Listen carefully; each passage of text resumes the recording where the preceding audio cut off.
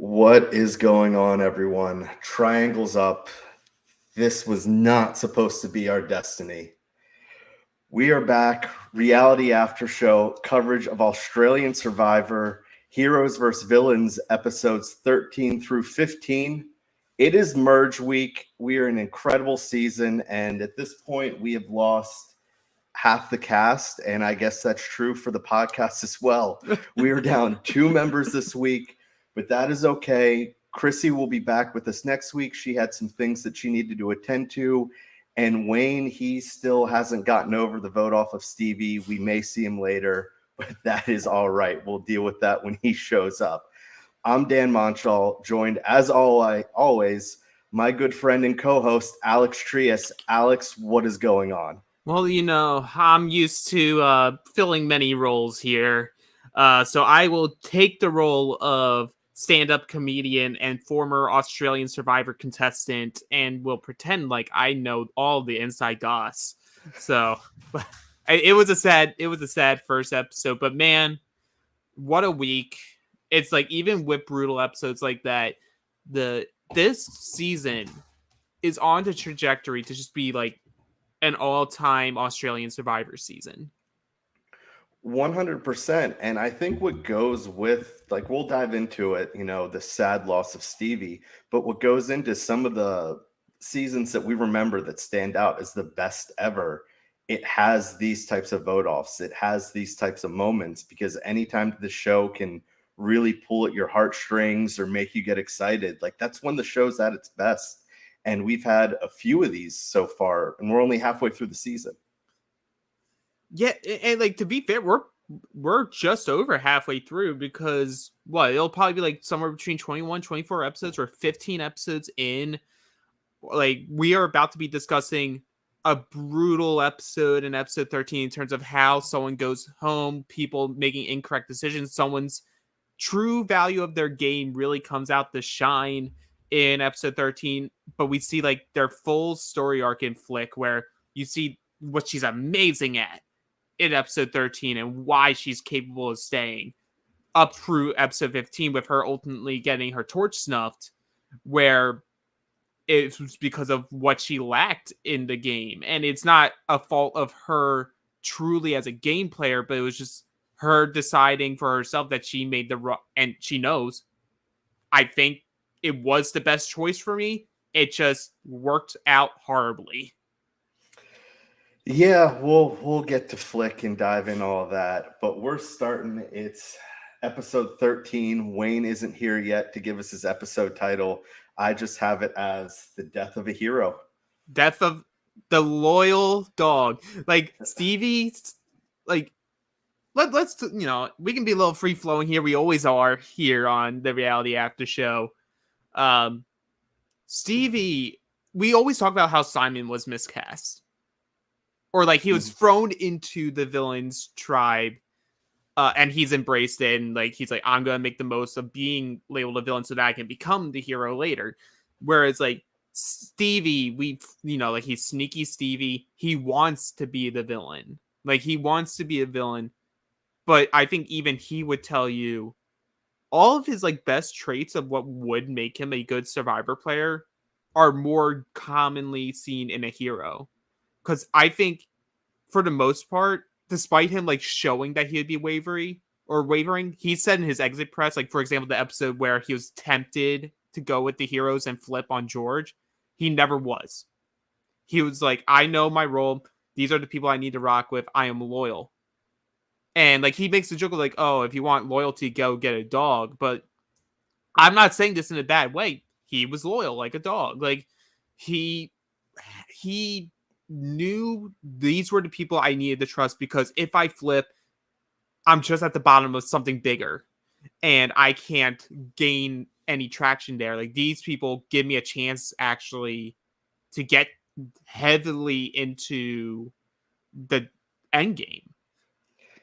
Yeah, it was surprising to see that he goes simply just because, looking at Stevie, he's someone he would think because we've seen a lot more of him this season than we obviously did his first time.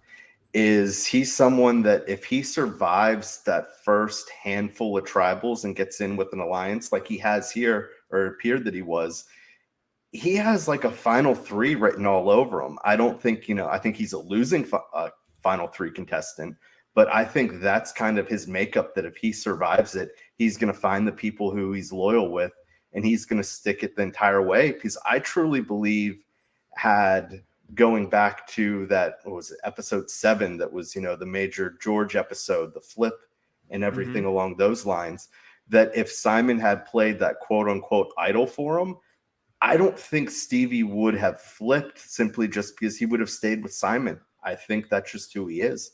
I feel like there was still an opportunity there because he talks about how, well, the main group was Jordy, him, and Stevie, and Simon. But as soon as it's recognized that Jordy turned, he's like, well, that group is done. Like, that group's over with. I think he still would have been loyal to Simon, but I think he would have been more open to the opportunity of working with the other side because he does admire George. He admires George's gameplay. He knows it's something that it's a threat, but he's like, but I'm not going to be the one targeted for it. Yeah, until you are. Yeah, you never know what'll happen in this game. So we start episode 13. The first scene we kind of see is a scene with Stevie and Jerry. They're talking about how they're the two oldest. They're both half deaf, can barely hear what's going on. I love it. It's such a good scene. It shows the both of them. I think the only issue that you had with Stevie here is just because he showed, maybe if he never was going to waffle, but if there was appearances that he might, him and Jerry kind of play the same role. And so maybe that would have been easier to cut Stevie loose simply because George felt better with Jerry. Right. I love this conversation, like both of them having hearing aids, and like Jerry's like, oh, I only put the hearing aid in when I'm salsa dancing or whatever it was. I need to hear the beat. It's a very good relationship, and it was a real relationship, according from Stevie's perspective of like they were definitely like bonding, were very close with each other.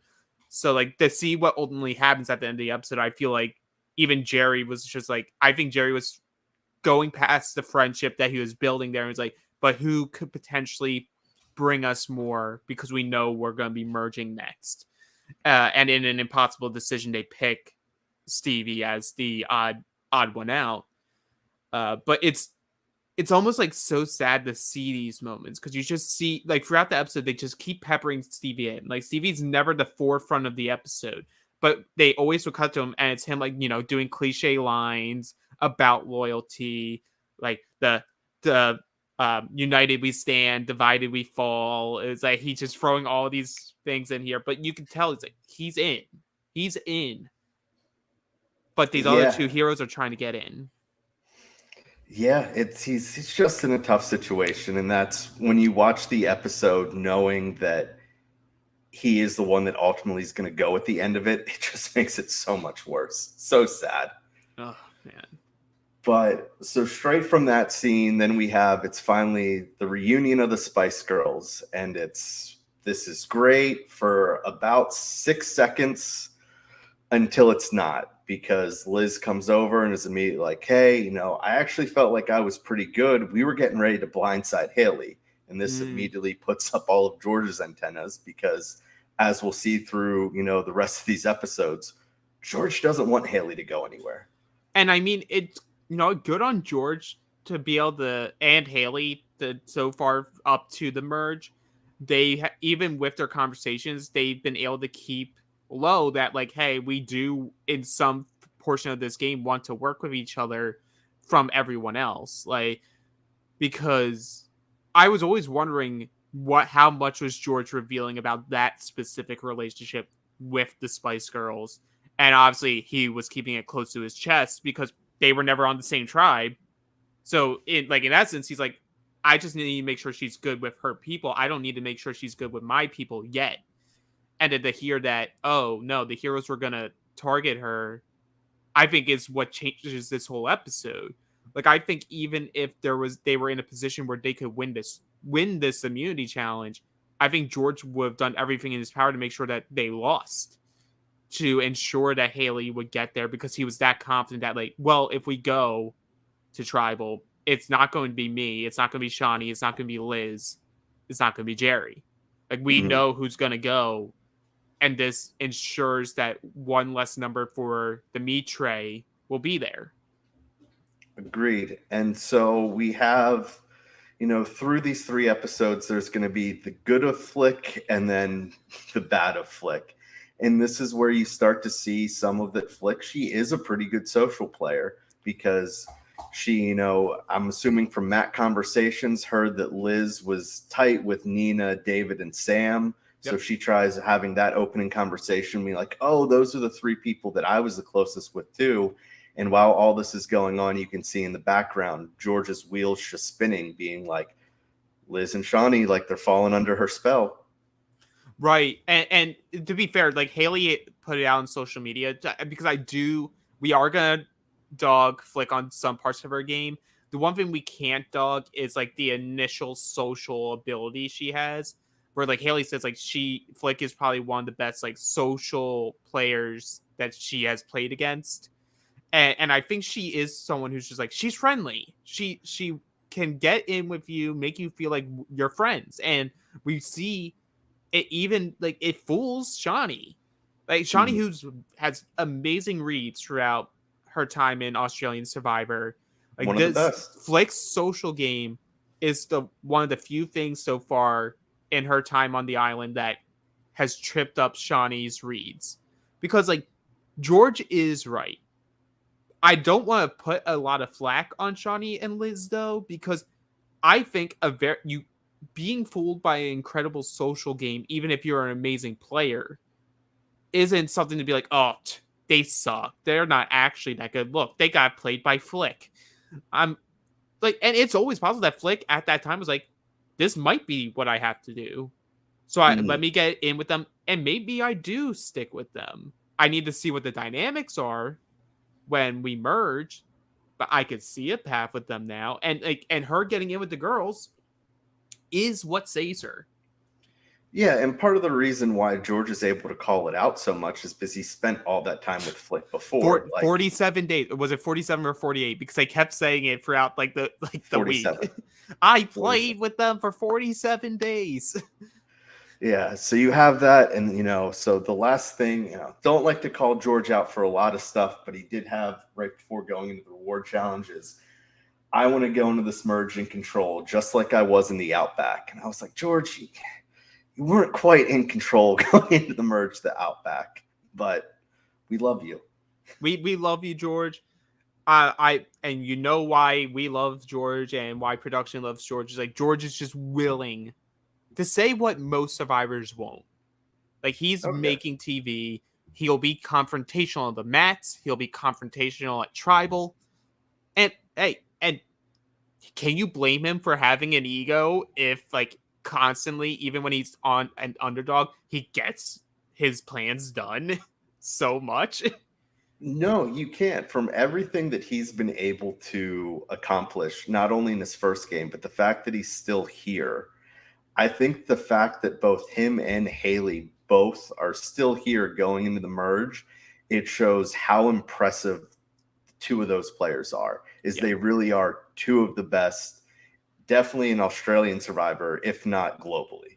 Now, and we'll come back to that subject during the next episode, because I do know we had a conversation offline, and we don't have an official one, but it's about the Mount Rushmore. I know this isn't Australia, Mount Rushmore, but the Mount Rushmore of Australian players. You have to give it to those 2. 100%. There's the fact that they're both here at the merge. I mean, this would essentially, this is season 10, but it's the 8th of the reboot. This essentially would have been in season 8 of All Stars had you had a winner like Tina and Rob Sesternino make it to the merge, is essentially what we're watching.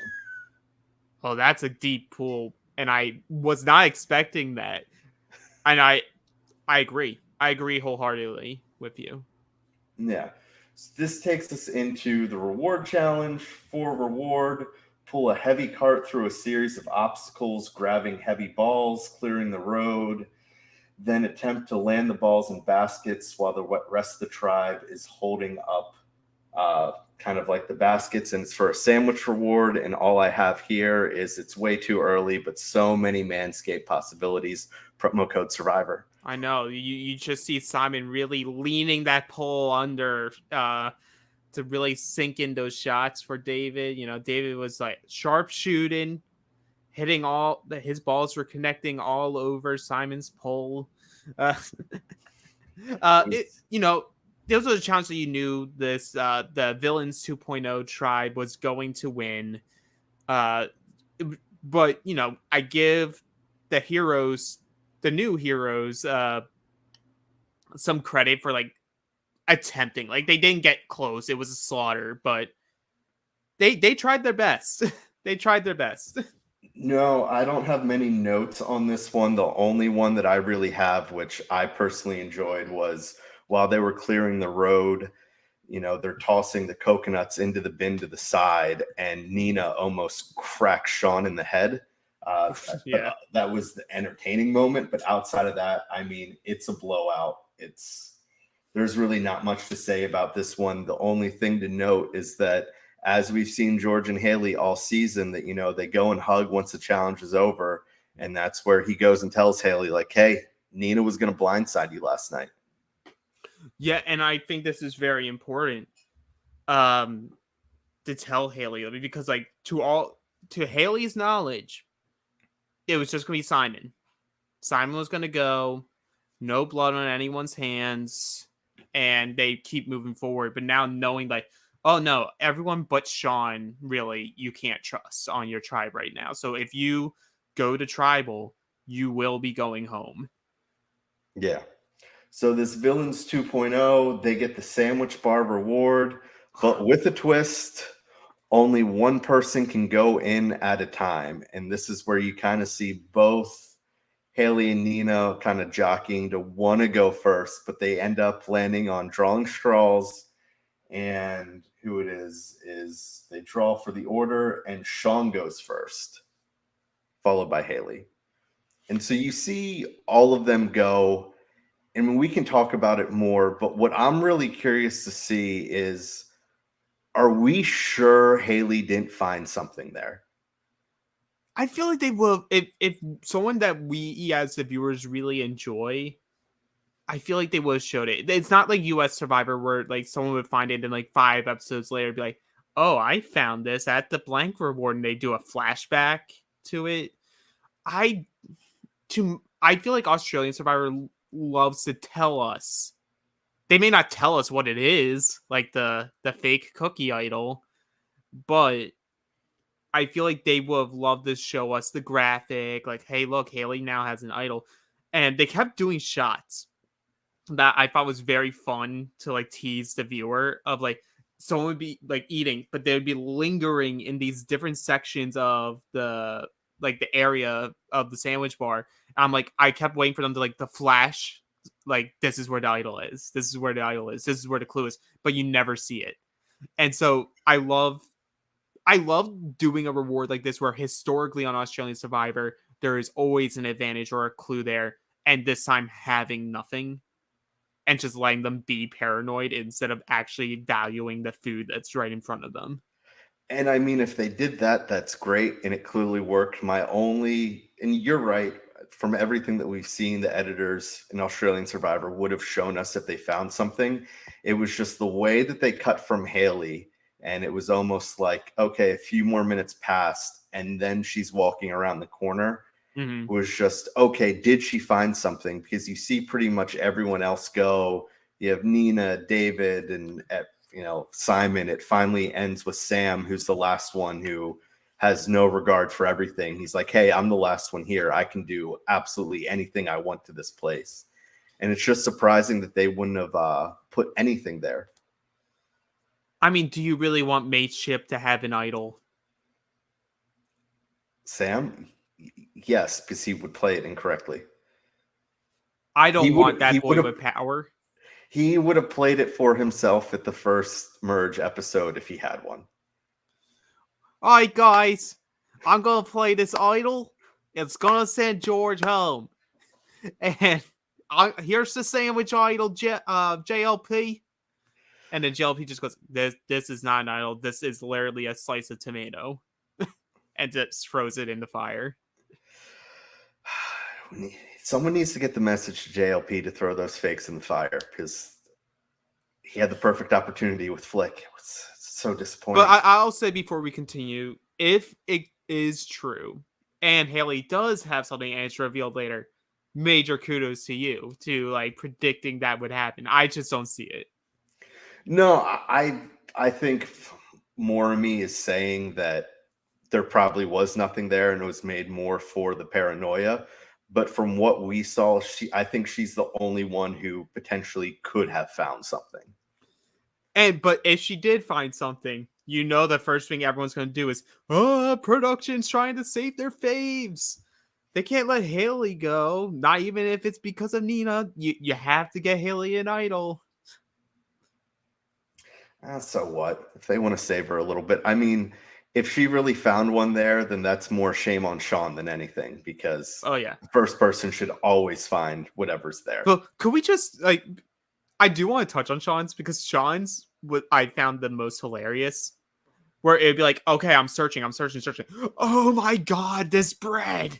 And it's like searching. Oh my God, this fruit. It was just like, it's like a puppy with OCD or not OCD, ADHD. It's just like, oh, I'm going. Squirrel. Ooh, food. Going. Ooh, berries. I would love to see the uncut footage of how much Sean ate there, because I can only imagine it was like 17 sandwiches. I'm surprised there was any food left by the next person to come in. He's a big boy. He's a big boy. He needs that food. He's lost a lot of kilos. Back to Hero Beach. We go back, and this is finally where we're starting to see a little bit more of Maddie. He's talking, and he's like, hey, he took his time to think about it. He realizes what Flick's doing, really getting in with the girls, and he says, it's time for me to make a decision. And I think it depends who you're playing with. I think with someone like George, this may be the right move for not just saying, hey, I'm instantly in, like, don't need to think about it 100%. I think for someone like George and Jerry, and then even like when Stevie's there, is, hey, he took time to think about it, and then he decided this was his best path moving forward. And I think this is ultimately what really ends up saving him this episode. Well, I think it's twofold.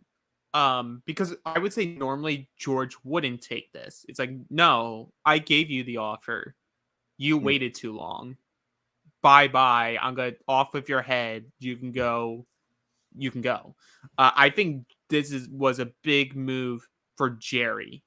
Because, like, you see throughout the episode of Jerry, like, reaffirming to George. And then, like, making sure there's conversations where it's him, George, and Maddie to, like, have these conversations. Be like, no. He's good. He's solid. He was always one of the guys that I did like on Hero Beach.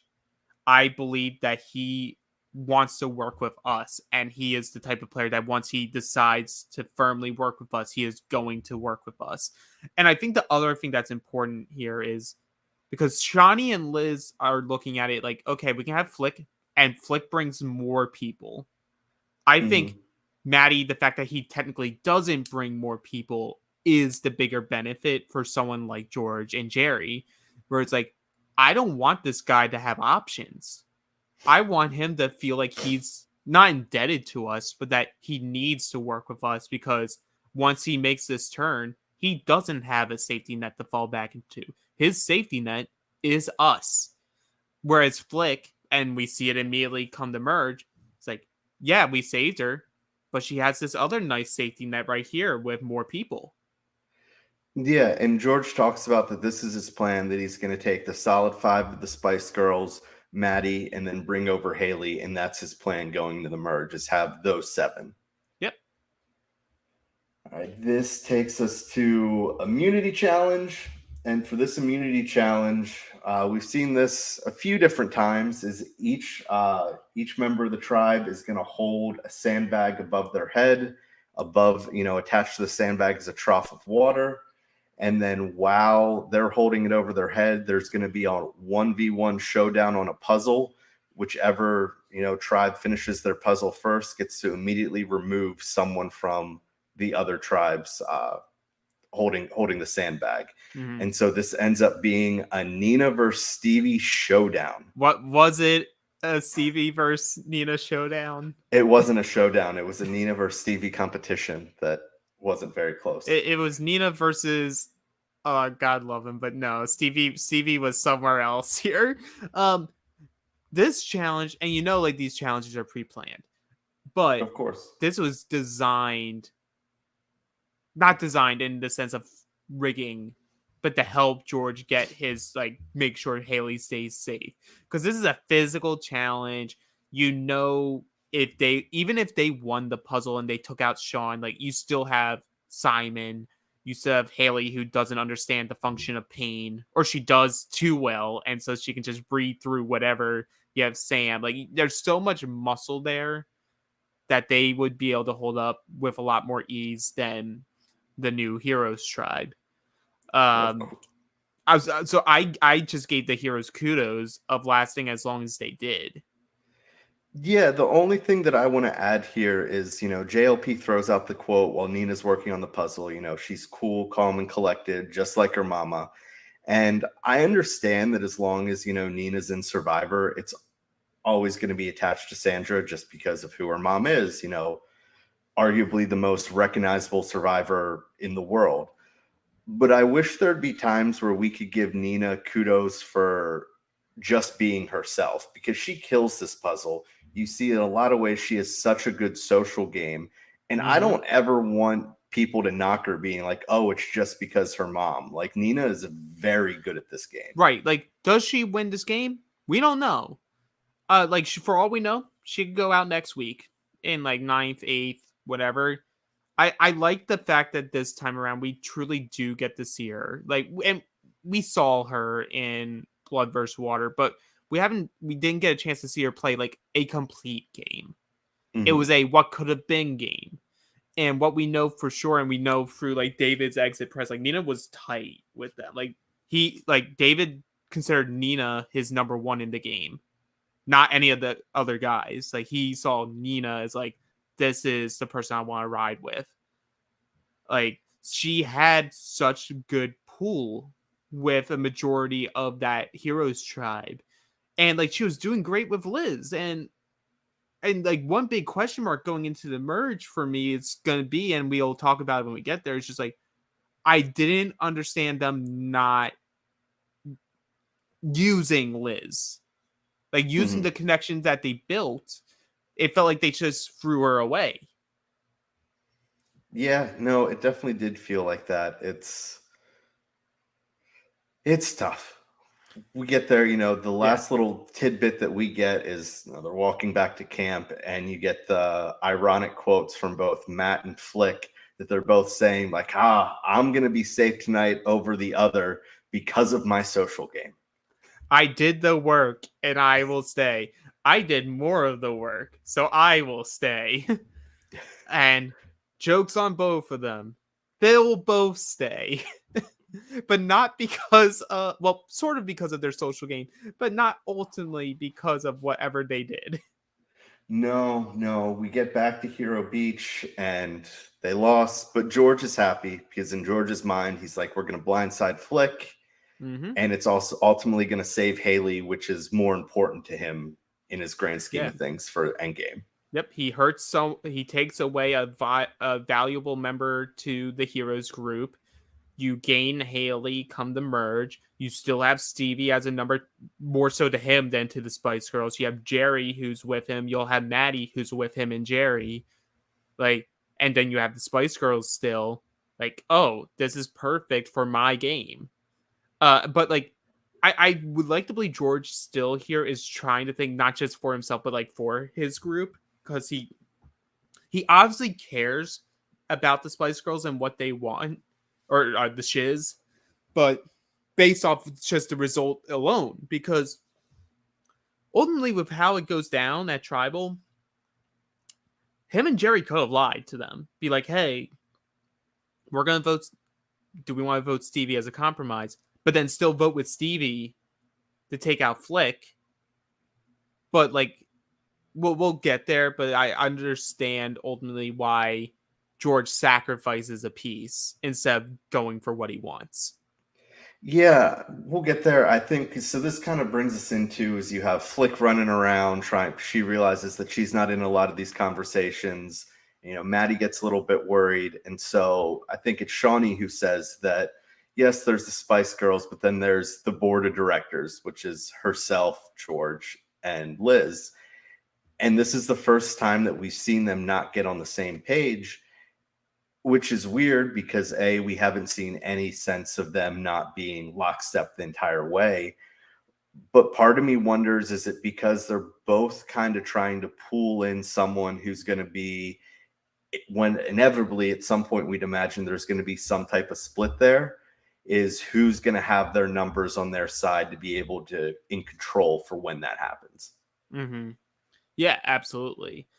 There's a jockeying for position, and you see the frustration in Liz and Shawnee of like, we feel so locked in. Like Flick has sworn up and down like this is everything that's going to happen.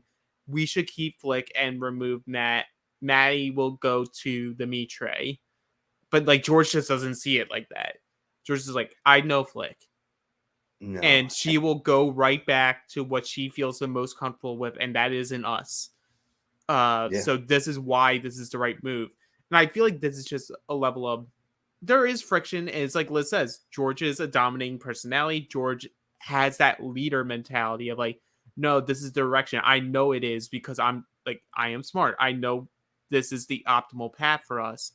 So to them, it's like he's just blinded by his vision, can't see the other vision or the other side of the perspective.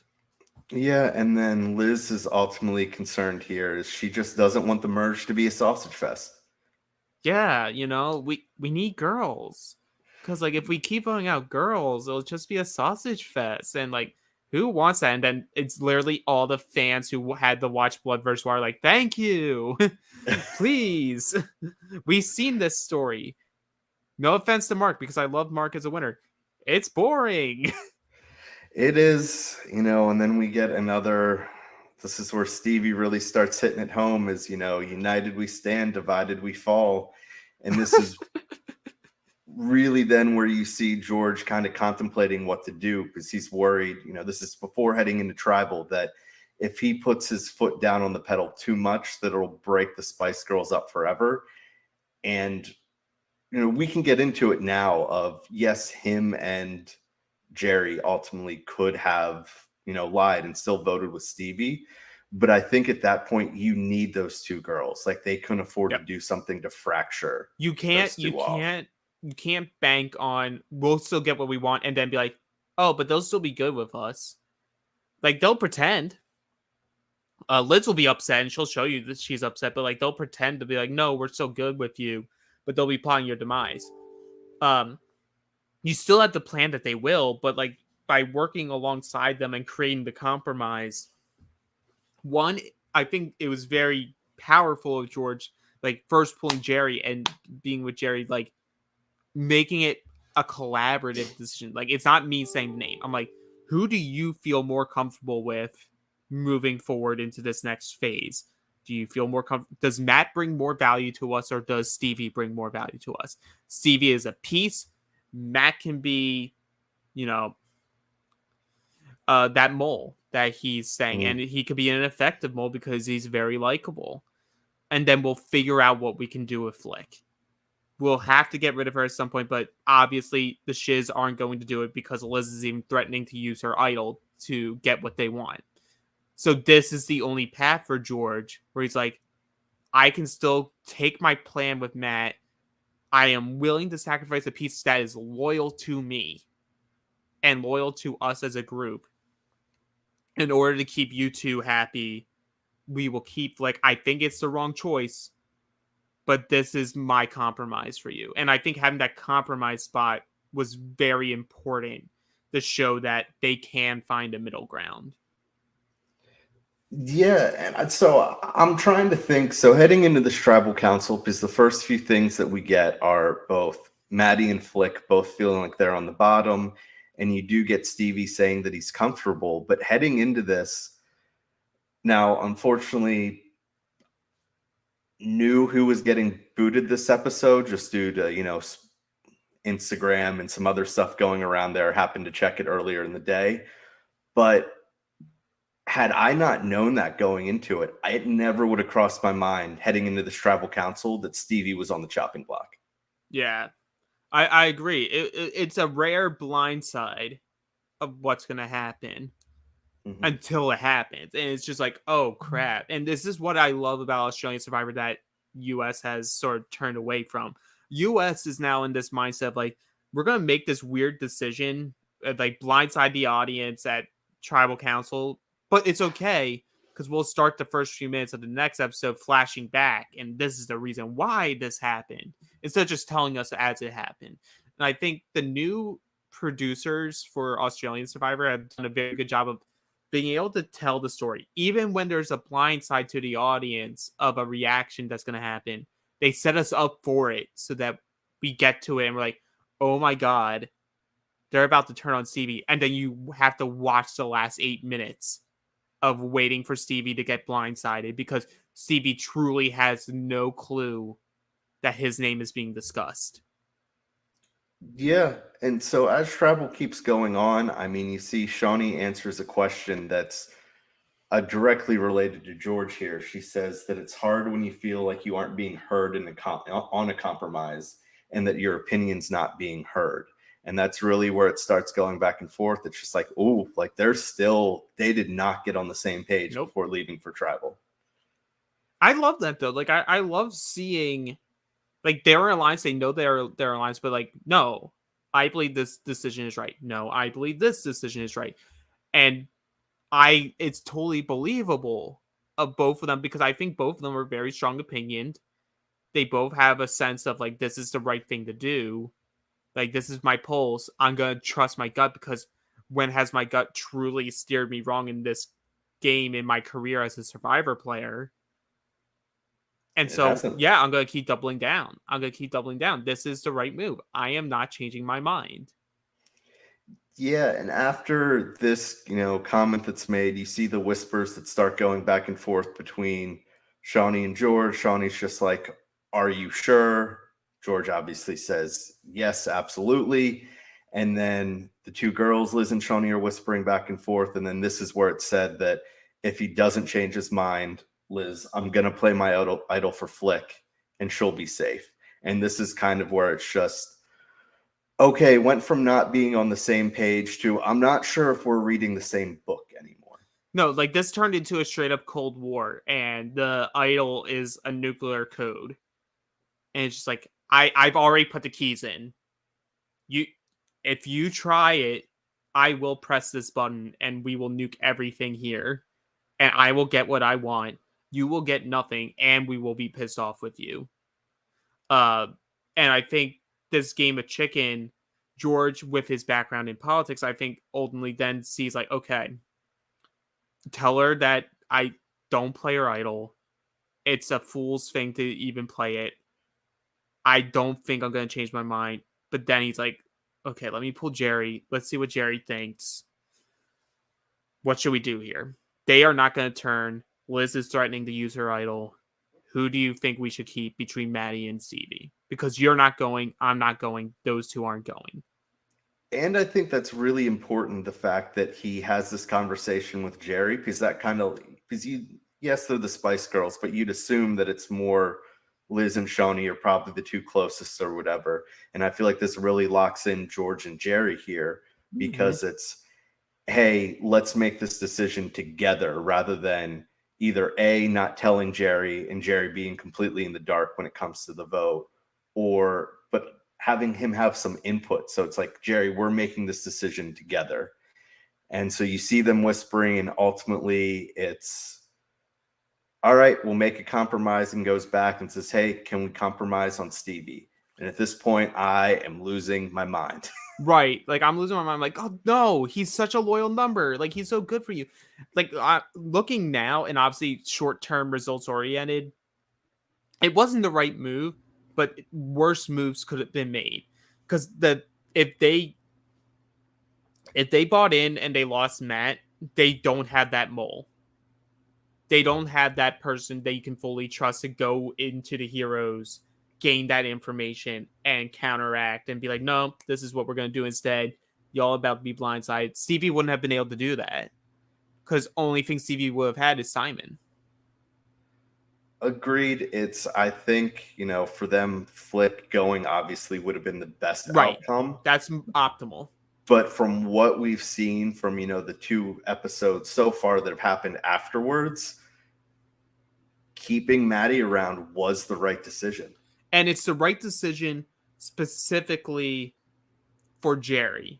I'm not even going to say for George because I don't see Maddie, and we hear it from Maddie in episode 15 of like, I don't know if I can truly buy into George because just of how George plays the game, but I can buy into Jerry. And Jerry's already like putting those seats out there like, hey, me, you, and George have locked up a final 3.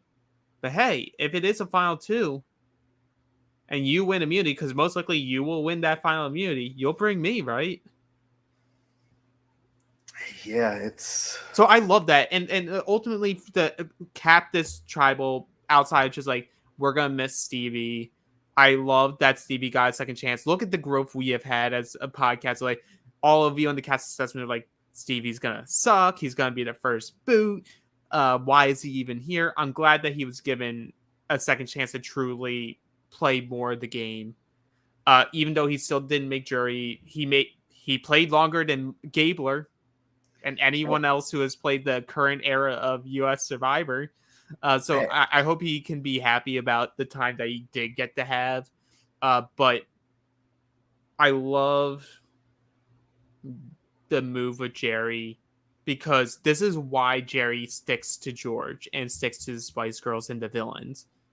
He is given opportunities to bring his voice, have some sense of power, have some sense of agency that the heroes were never going to give him. No, completely agree. And I'll admit I was fully wrong on Stevie. Clearly here we are the biggest Stevie stans. But can you blame me for being skeptical going into the cast assessment? No. He was on Champions vs. Contenders 1, and I forgot he was there. I didn't. I didn't forget he was there, but like I was like, well, what story is there to tell with him? Like that was always my thing. I'm like, if you're gonna bring someone back, there's a story to be told. And like they tried to shoehorn I'm gonna get my revenge on Shawnee, but ultimately he never does. And I think the story now has been told, and the story is Stevie wanted to be a villain. Stevie wanted to be sneaky Stevie. But ultimately, at the end of it all, Stevie is a loyal player and a good, like, loyal ally. He may not be able to gain you more stuff, but at the end of the day, he is someone who will be loyal to someone who shows value in him. Yeah, I completely agree with that. And I mean, you can see how much that it stings Stevie, how heartbreaking it is. And like, I truly felt for the guy. And so that made me think or whatever is where does this rank on like heartbreaks in Survivor? Like for votes, maybe not so someone didn't win or whatever, but like the blind side, the visceral reaction that you get for it. You have any idea of where this ranks for you? Because I think for me, this may be a top 3, definitely top 5, but it could be a top 3. I definitely have it in my top 10. One thing I always have is like the Michaela and Millennials for Gen X when she finds out that Jay voted for him and she just does the full turn like, what? It was me. The Eric Reichenbach like gives his eye away and then the shocked face of realizing he got played. Yeah, for me, the most break that I felt watching was an Australian Survivor. It was the Luke Toki exit at Final 4 in Champions vs. Contenders 2. That's the worst I've ever felt watching it, where it was just you saw how much it meant to him. And then the other one was just how heartbreaking and bullshit it was when Suri goes in Game Changers without receiving a vote. I'm about to say, like, anytime Sari gets voted out is a very sad moment for me. But no, it's definitely up there. Like, and I love that the producers allowed the emotion to sink in. And Mhm. it's, you just see him dejected, head down, like almost like sobbing on his way down the path. I almost felt like there was a little bit crack in JLP's voice when he like said like no the vote and the next person voted out of this game, Stevie, because like normally he turns it around quickly, but there was something different with that delivery when he said Stevie's name. Um, but hey, you know what, Stevie, we love you, Destiny forever. It may not have been your win, but your destiny was to get to that point, and we appreciated you. Yeah, well, you can tell there wasn't even, a great JLP line that you normally get. It was just that was one hell of a plot twist. Yeah. So yeah, we'll retire the Stevie glasses for now. Retire the Stevie glasses. For now, For now. It's very sad. But that takes us through the end of episode 13, and so we're officially at the merge episode. And I wanted to stop and talk about. So we're halfway through the game wise, as far days wise. I'm sure we're a little bit more. Right. But halfway through, up to the merge, how good of a season is this really? Because this, I was thinking about it. I've thought about it a lot the past few days or whatever. And a lot of people say the best, but it's hard to say that, oh, this is going to be the best season of all time, because you need to see what's the outcome. How does the rest of the season play out? Absolutely. But I think this is the best pre-merge I've ever seen. So for me, because I like to keep it to Australian, if I'm going to compare Australian, talk about an Australian season, I'm going to keep it that way because it's just a different game than South Africa, than US, especially US now. I hold 2017 at such a high standard. Like 2017 is my favorite season of Australian Survivor. It's extremely well edited. Yeah, I felt like I had fun throughout the entire journey. But and as much as I'm a strategist and everyone knows me here as like a strategy minded person, when just I'm able to analyze entertainment, and I don't think I've been entertained as much in a season as I had in this pre-merge. Like in the pre-merge where it's like for the most part very predictable for a lot of it of like a lot of newbies are going to get slaughtered, maybe a couple returning players, but the journey to get to this point was one of the most wild fun rides I've experienced, and maybe it has to do with me being able to podcast Australian season live for the first time, because it's very hard for me to commit to Australian Cyber seasons as they are happening because it's 3 episodes a week. But I think it's probably one of my favorite pre-merges ever. Yeah, it's phenomenal because if you mentioned that it's all right, we lost a lot of the newbies. And there's a way that you could write the story where the newbies go, where it's just, oh, the returnees are sticking together and they're slaughtering them. But it's not. Almost all of them go out in a unique way, from the Epic Tribal Council where Fraser goes to, even it's like where Jordy's going, Mimi ends up going, because it's flipped at Tribal Council, where it's just insane that it isn't like, oh, this is incredibly straightforward, that I think you really need to pay attention and watch the episodes, because the story that we got is much greater and deeper than if you were just to look at a boot list. Exactly. Yeah. This is something where you look at a boot list, sometimes you're like, oh, this looks boring. But it's how did these people go out? And like I have to give kudos to Australian production with their editing this season. We know that there's some new people up on top for like their executive producer roles, and I think they did make some slight tweaks. Like there's still a discrepancy in confessionals, but because of the time that they have per episode, I think they've done a better job of even giving the people with like the purple edits enough time on the beach where we see their presence. Like David goes with like 2 confessionals total, like this episode, or for the season. Mm-hmm. I still had a good pulse of what David was doing as a player and who he wanted to work with. So it's like we leave episode 15 with this final 10, and you know all of them, which we can't say about like the last few Australian Survivor seasons. No, I feel like in almost any Survivor season, across the board, it's pretty when you get to when you still have 10 people left, there's going to be a few people that are going to show up on the screen and be like, who is that? I have not seen them in 6 episodes. But because yes, the first few episodes were so Simon versus George heavy that yes, that dominated it. But I think in the past 2 weeks, we've gotten a lot of these good other stories. We finally got to see an emergence of Nina. We finally got to see Maddie start to do stuff.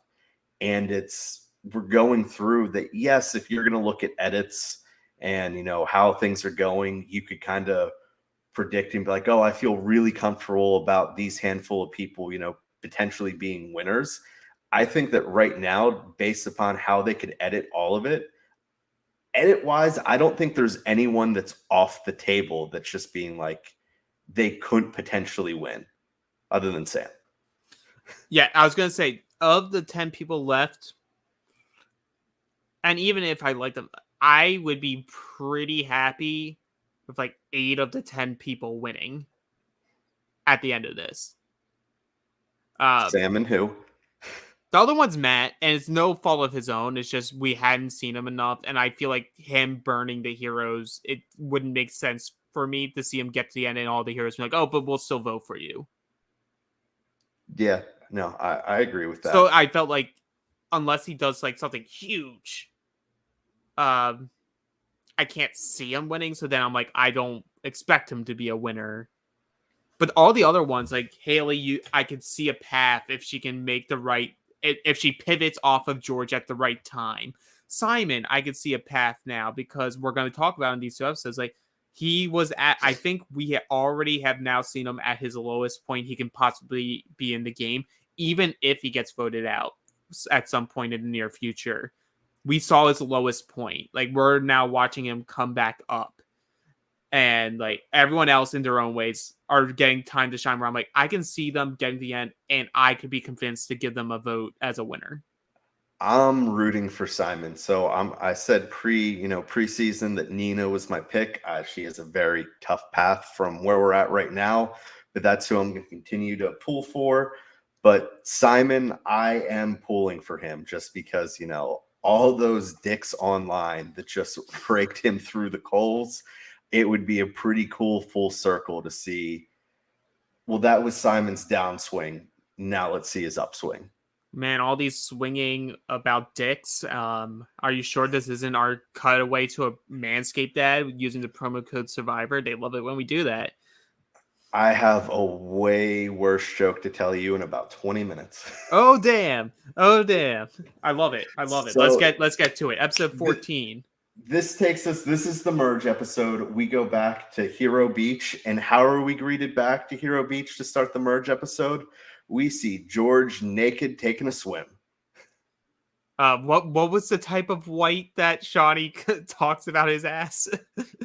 I surprisingly don't have that written down. That's I love that they're like, oh, he needs to let those buns get a tan. It's whiter than white.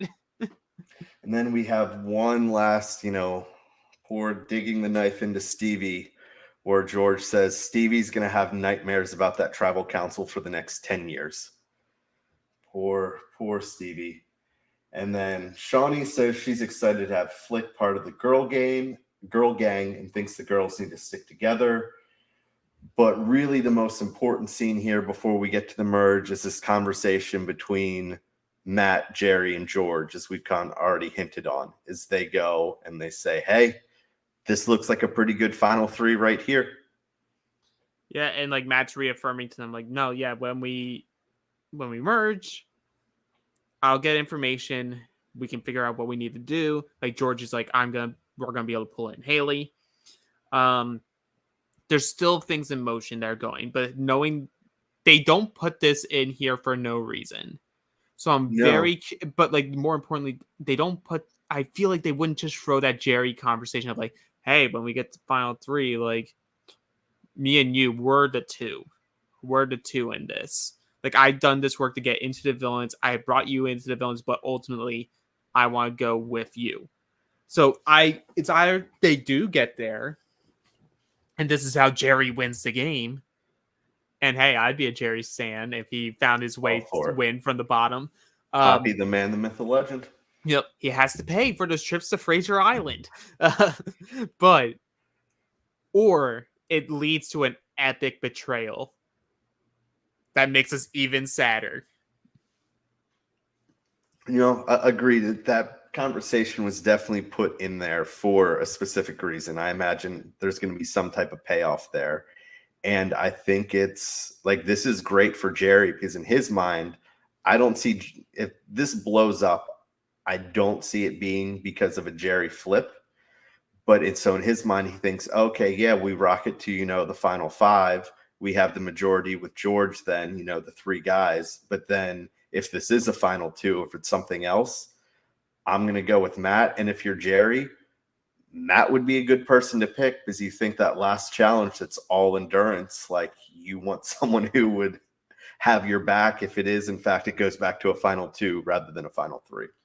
Which is something incredible to think about because I'd never thought about, like, how do you choose your allies? And Jerry, like, being it because he's older, he's like, well, it's always something so physical at the end.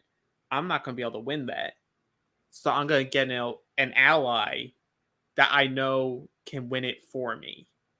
And I don't feel like that's talked about enough or amongst how you build alliances in these games. So I was just very fascinated. And like each week that goes by, I just become more of a Jerry fan. Like Jerry isn't like the perfect player. Like he makes it very known where he lies.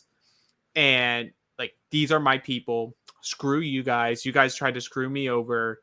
I'm making it my purpose in life to send all of you out. Like, that's my goal in this game. But, like, it comes across in a way where I'm like, yeah, go, Jerry. You stick it to him. Whereas sometimes that can come off very off-putting as a viewer. But for whatever reason, maybe it's because he's older, I love it from him. I mean, he's an older, sweet person. Like, this is way different if this is, Coach giving the speech. Like, yeah, gather around, my children, and let me tell you about when I got kidnapped in the Amazon. I was tied up and prodded and poked with knives, but I escaped. Stop telling your stories. Nobody likes your stories. Everyone loves my stories. Oh, wait, sorry. We're on Reality After Show. Everyone hates Johnny's stories. You're just supposed to stick to the script. Well, this takes us to the merge. They all show up. It's, they come in, the Villains 2.0. They're surprised that both Flick and Maddie are still there. And it's drop your buffs, time to merge. And the first 2 people that we hear from are Haley. She's excited because, she's the first winner that made it not only past the first vote, but has made it to the merge. Really had to do a great job navigating her way there. And then Simon, because as we already talked about, what a roller coaster he's been on. And I'm happy that he made the merge. He was 1 vote short. And like in his first season, 2 episodes ago, they threw a challenge blatantly to get rid of him. So we're happy for you, Simon. We're proud of you that you made it there. Yeah, I'm so happy for the lone wolf. Just so that you know, I don't think it's talked about enough in this episode, but Simon's a lone wolf.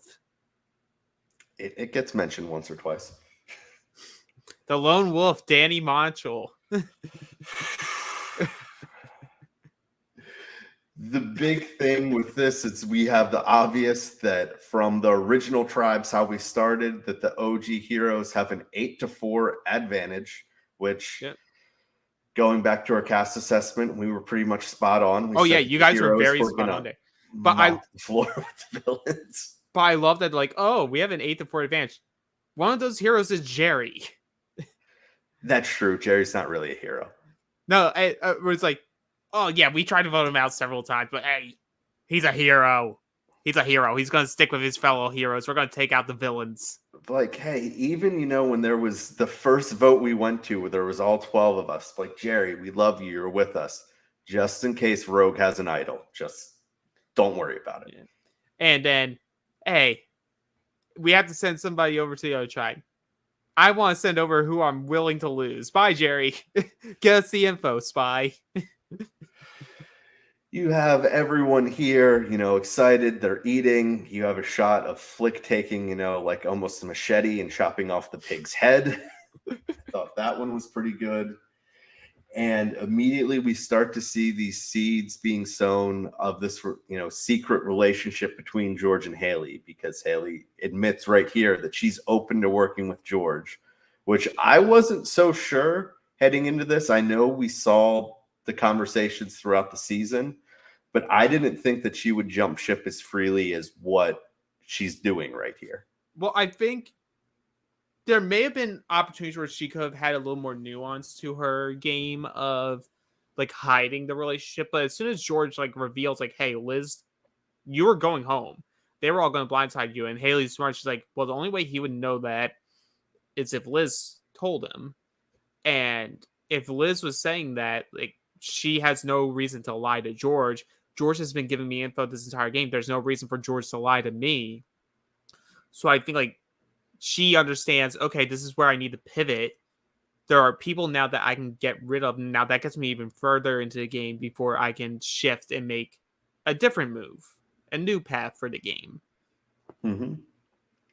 Then one of the last things we see at the merge feast is Flick getting right back in with that meat tray. And George is like, we made a mistake. Liz continues to believe that they're fine. But I think it's very telling. We've heard it before from other podcasts that it's very telling, who you sleep next to at night. But I think at this type of time, it's a merge feast. That's got to be just as telling, that when everyone's there, you can sit by anyone. Who are you spending the most time with? Oh, it's not our side.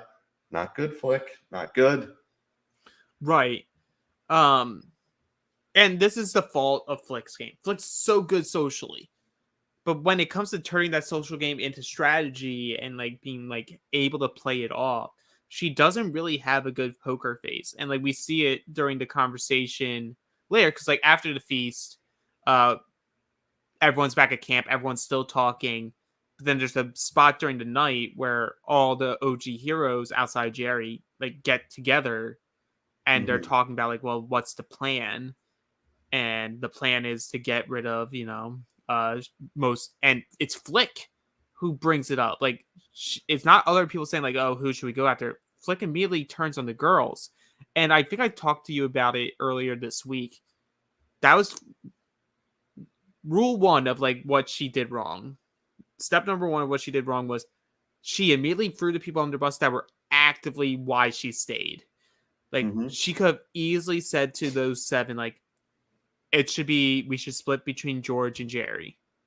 Like, George and Jerry were actively trying to get me taken out, and it was only because of Shawnee and Liz that I remained in this game. I hope that you guys respect the fact that I personally, at this time, can't vote for either of them, but we can take this opportunity to blindside George. Like, it still wouldn't have worked, but I think that's a better move because, sure, George is angry at her, but he already was. That's status quo. Right. The sun rises in the east, sets in the west, and Flick and George cannot work together in a game of Australian Survivor. No. I would say maybe a third go around, but I don't think we need a third go around of Flick. So no, I think her story's good. Yeah, I'm not gonna manifest that one. We go back to the beach. We're talking about what are we gonna name the new tribe. We end up being on Mole Mole, which George comes up with, which he says means that we're hungry, while Nina wants to name it Vigilantes. And I'm so sorry, Nina. Don't worry. That name will be used, just not in the way that you And I'm intended. also sorry, Nina, because like you were exposed on a season where your tribe names were literally blood and water, and JLP didn't care to even call it blood and or water. He called it red and blue. And then you were the fire tribe at the merge or whatever. Yes. I appreciate George actually giving a word that isn't just English. Oh, heroes, villains, vigilantes. It's cute, it's fun, I love it. It's like foa foa, mole mole. It's like I love them. It rolls off the tongue well, so I'm glad that Mm. that was the decision. And also that should have been the hint to the OG heroes, because it's literally all of the vigilante team that raised their hands of like, yes, I like this. That is true. I didn't even think about that. And Sam's like, well, that's majority, that's 7. Yeah. But it's okay because they can have, and it's like they can have their silly name. Like ultimately, there's 8 heroes here, and it's me and a bunch of smart people.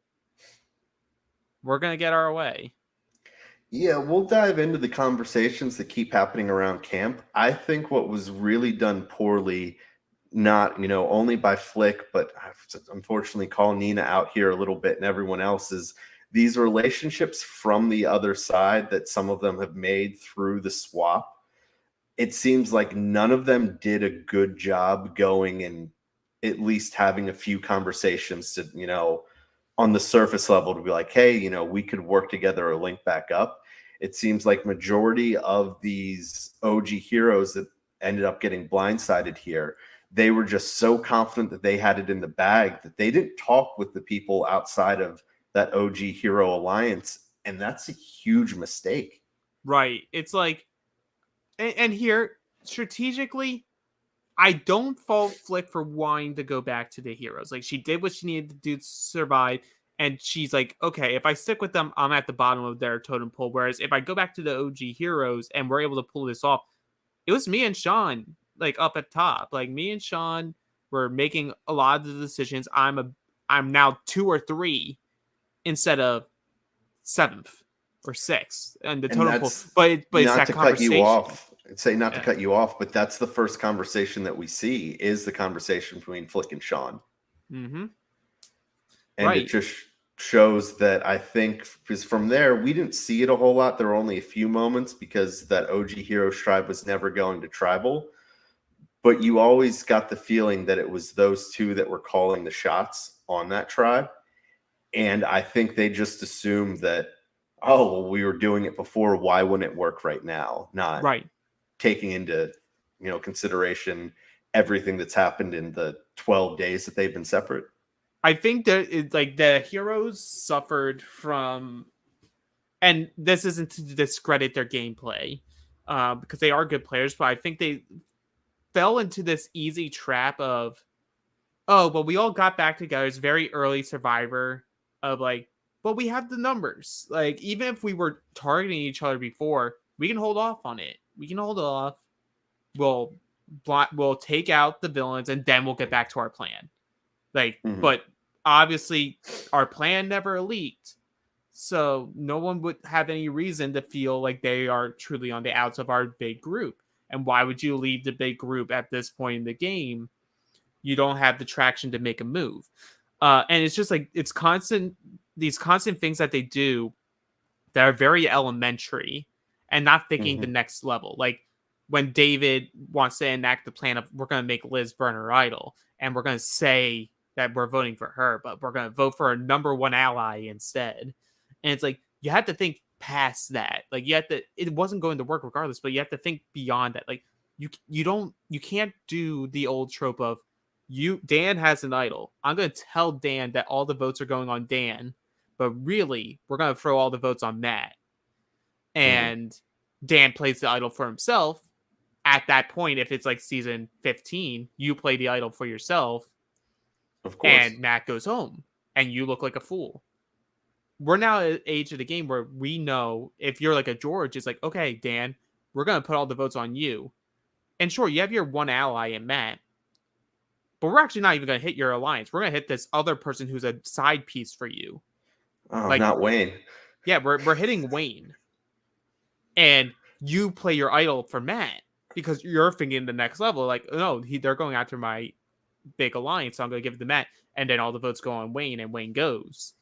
It's like they weren't going past enough hoops, and you have to at this stage of Survivor that we're at.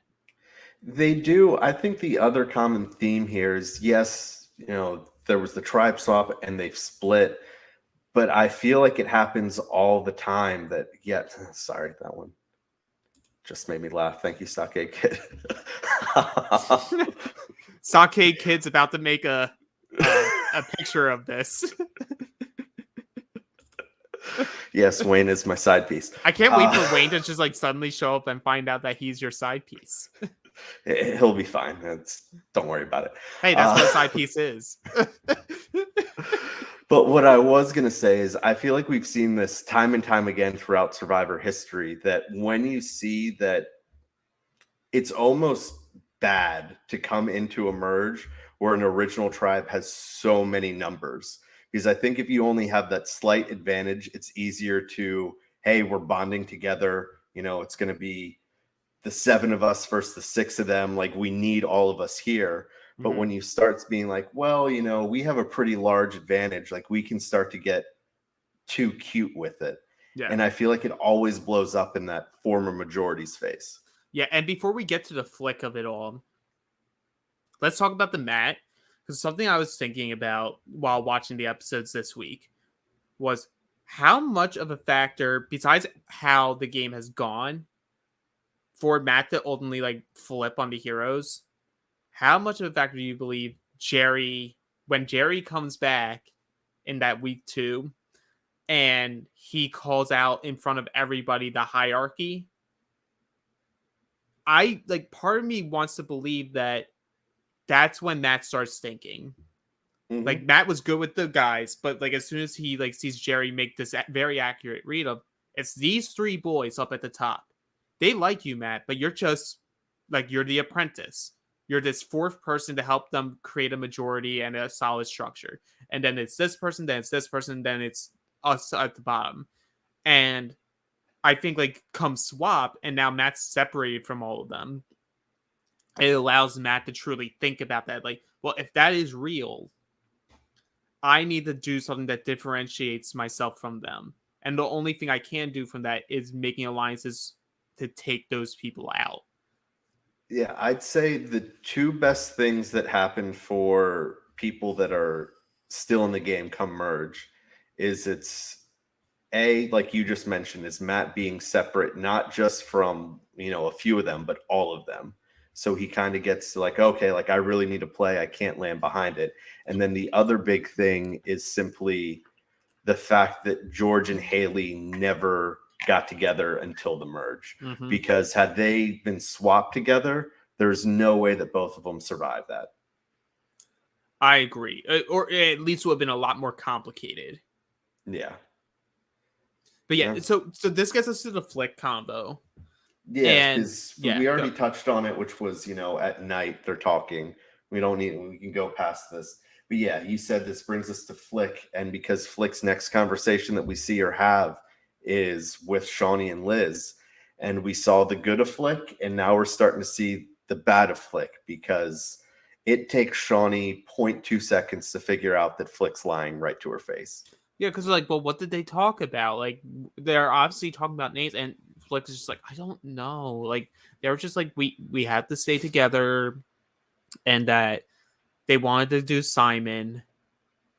And as soon as like she says that, and like you see it in her eyes, and then you immediately it shifts to Liz and Shawnee's faces, and you can just see both their eyes. It's just like that.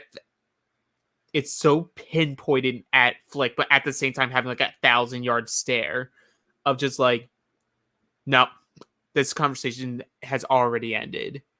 This conversation is done. This isn't real info. She's targeting us. This is where Flick needed Haley next to her. Like, Flick, fix your face. Fix your face. Well, Haley has those moments too this week where I love Simon on social media. He's like, now it's me getting to tell Haley to fix her face. So we see that, and then this is where I think a truly great Survivor player like George is where he comes to life. It's just being like, we need the numbers. What's something that no one would suspect? I'm going to go recruit Simon. And let's talk about it here in the broad sense. Like, we don't have to go through all the pain points, but once again, the heroes dropping the ball on something they could have been cultivating through this time in the swap of making Simon feel like he is actually of value to them and not just this hanger on. And I don't believe they made him feel anything more than like, oh, I'm here. Like I'm still here, but I'm not part of them. They're not giving me the conversation. They're telling me stuff last minute of what the plan is. So sure, George is my enemy, but everyone's my enemy. So the enemy of my enemy is my friend. So I'm willing to bury this hatchet. Not too far down. The handle's very reachable, but it makes sense for him at this point to be like, in order for me to have some sort of longevity, I need, if this plan can work, this gives me a crack. Yeah, and this gives, if this works, which we hear Simon saying that, at first he's skeptical, but then you see the conversation, which is one-on-one with them at the well, and you can see that he's thinking about it more. And I believe it's in episode 15 that where he says is that say what you want about Simon and, some of the mistakes that he's made. He is a logical player. Yeah. And if you present him with an argument that makes sense, he's going to take it into consideration. And Simon hasn't been in a majority in 20 days at this point. And you're pitching, you're pitching him this where this is George. He says, I want this to be the alliance that dominates the rest of the game, where it's himself, Liz, Shawnee, Haley, Jerry, Simon, and Maddie. And they want to target David and Sean are the first two names that they say. Yeah. Makes sense. And I feel like it's only David and Sam and not Sean. I feel it has to be a little bit of Haley there. And maybe even some of Simon. It's like, I need Simon to be on board. Simon idolizes Sean. So it's possible that these not the hanger-ons, but like the late additions to this alliance are helping protect Sean in that way of like, well, no, like Sean's more, he's more amenable. Sam is who you want. David's who you want. Like they will not work with you. Sean, maybe there's an opportunity there. Which shows, I think, the strength of Sean's game the second time around, as well as Haley and Simon. Agreed, because there's some value, because I'd imagine at this point, we're in Survivor. No one's actually going to believe that, okay, we're going to take this, to the final 7, and then we're really going to fight it out. Like, that's something that you say, but there's no way anyone actually believes it at this point.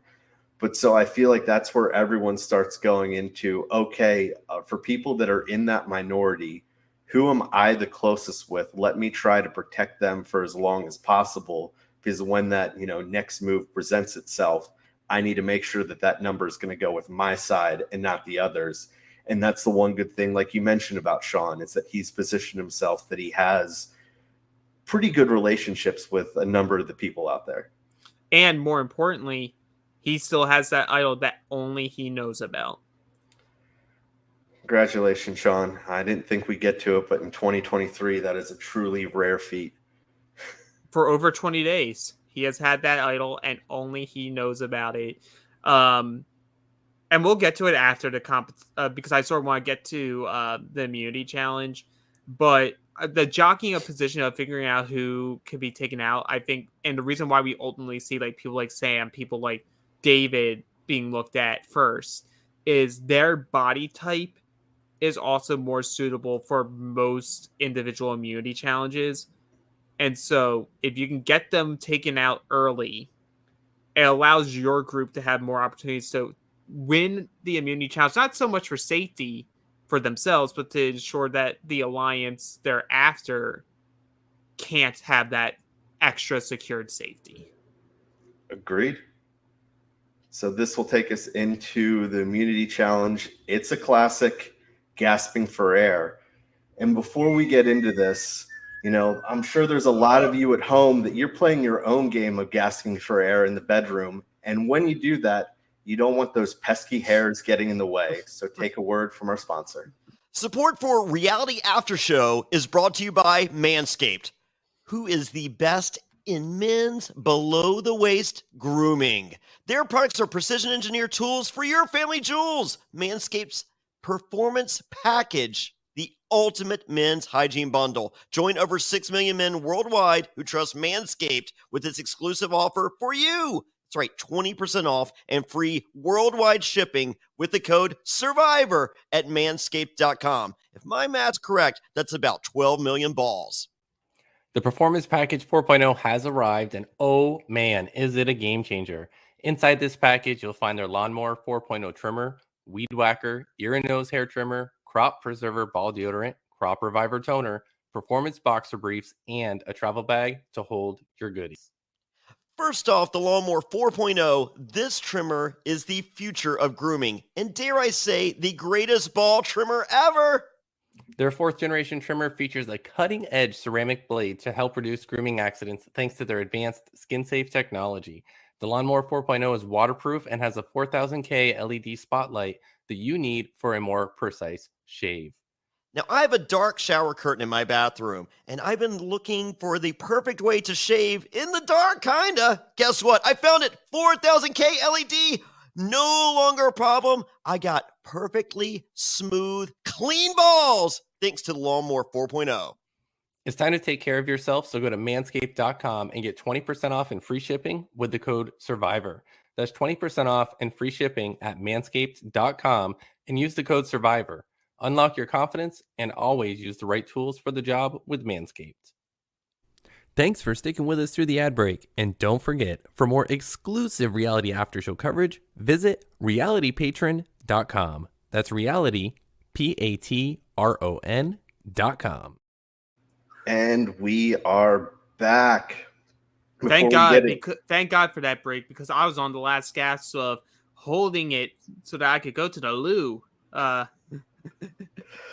Came in just in time. Before we dive you want back to in, come in just in time. give me a second. All right, good.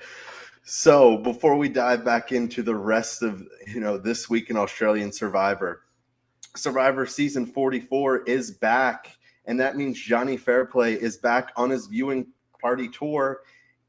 If you haven't, been to one of his events, I can't recommend it enough. I saw pictures and videos from their event last night in New York. I know they had a place packed. There was over 200 people.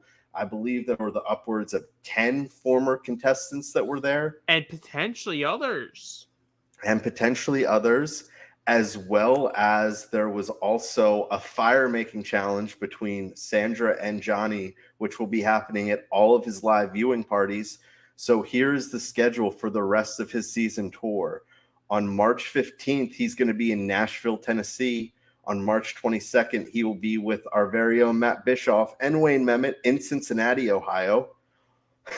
On March 29th, he'll be up with Brett LaBelle in Boston, Massachusetts. On May 3rd, he will be with Durham, North Carolina at Clout Brewing, where they will also be it'll be the new unveiling of a new beer called Villains Are Us.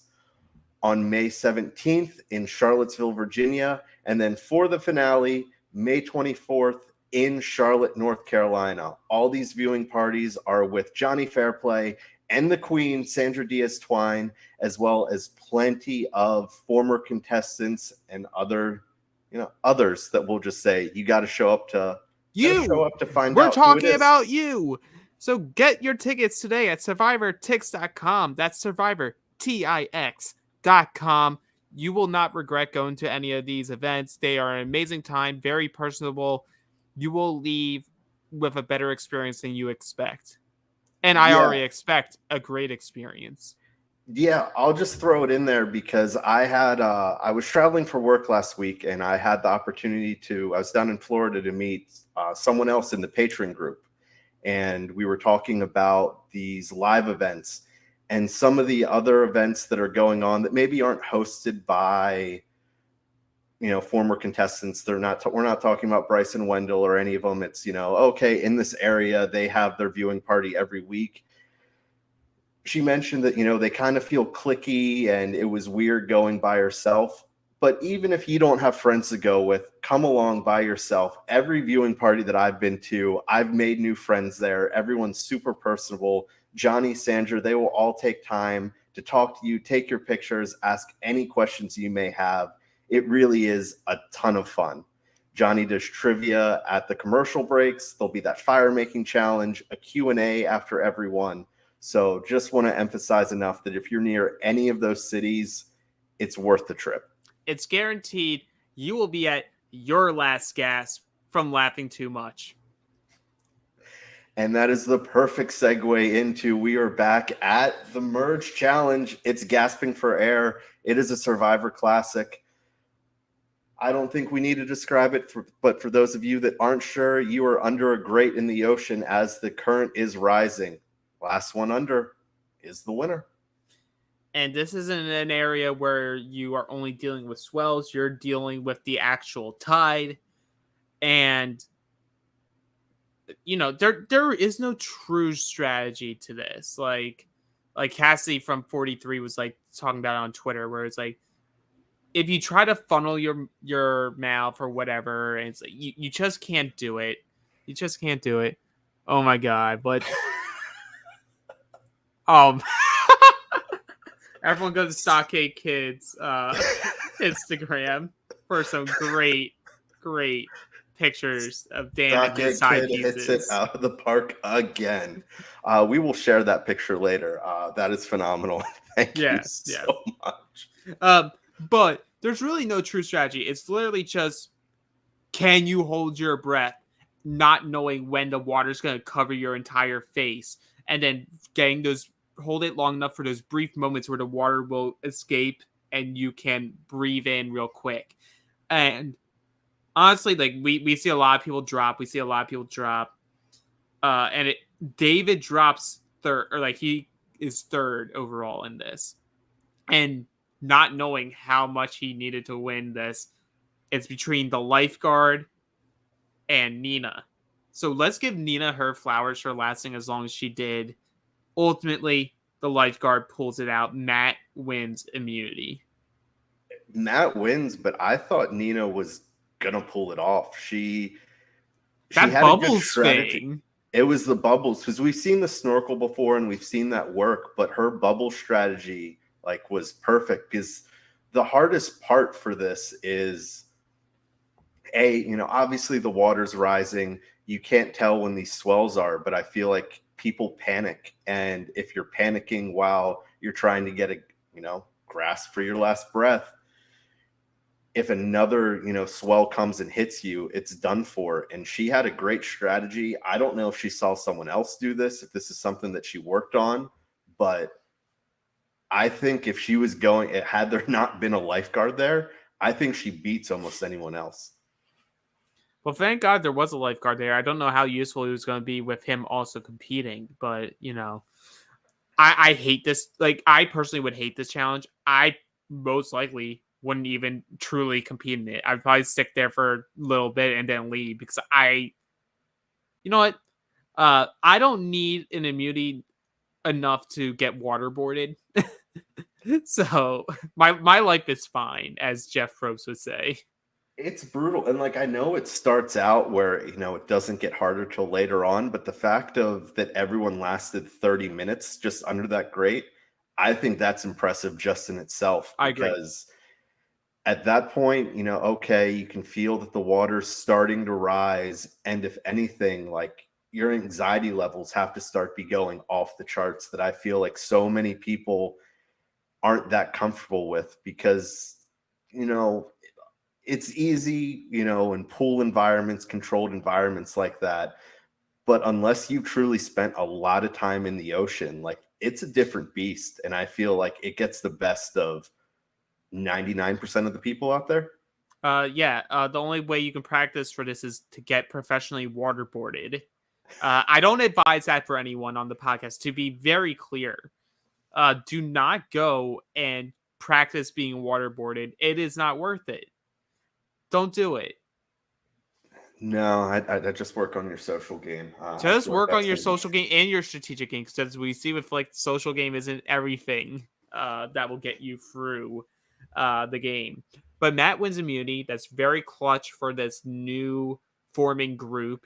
They get to have the immunity within themselves, but the heroes still don't know what is about to drop.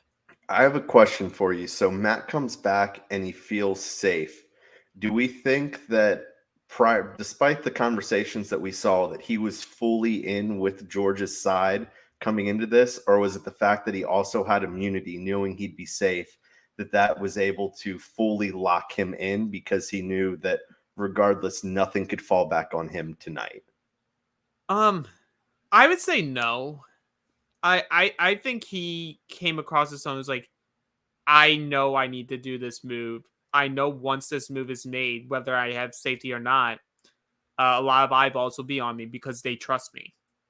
The hardest move was locking it in. I would say winning immunity could have been something that deterred him from the path and be like, well, I'm safe. Do I truly want to turn on those people that I was very good with in the beginning of the game? But ultimately, we see him like actively say, like, no, I know what's going to come. I'm ready for it. I made my promises, and I'm someone who's, when I make my promise to someone, I will keep it. And he's full steam ahead. No, I completely agree with you. It was just something that I thought of, wanted to at least bring it up. Yeah. So from there, it's back to, Matt. He comes back. He feels safe. He's fully locked in with George and this new group. Flick is the one, she's throwing out Shawnee's name again. And then as we touched on it earlier, the other thing they're going to try to do is, what if we can try to get Liz to play her idol as well? That way it's two birds, one stone type of thing. Okay, and now here's the next step of what the heroes did wrong. So Nina, David, and Sam, they're like, we want Liz on our side because she has the idol. That's the value that we see in her currently. It's like, she was on the bottom, we can have her idol. Now they're in this setting where they're no longer, in their mind, needing her. So they sort of discard her, but they're like, they feel like their way of being like, well, we're in with you. It's like, we're not the ones voting for you, but the other heroes, like, we tried, but they want to put your name down. You're gonna need to play your idol. And like David thinks he's like being so smooth about it, and Liz just like, come on. The other big thing, and maybe this happened earlier and we didn't see it, but from what we're shown, so that's what we're judging it off of, is so they want to do a vote split, thinking, all right, we'll do it 4-4. And this is the point where they say, hey, we want to go secure Simon. You should probably know heading into this that you're going to need Simon. Why are you waiting until after the immunity challenge to go and try and secure that? Why are you not bringing him down with you on the beach with the rest of the heroes saying, hey, you are part of this 8. It is us together. Why are you bringing Jerry? Jerry's a hero. I know why they didn't. I'm being facetious, but it's just like, yeah, I understand the whole, I don't want to get ahead of myself before the immunity challenge, because we see so many people get burned by like, I'm gonna play hard before we even know what the results are, and it could be, and doing that has blown up in people's faces time and time again.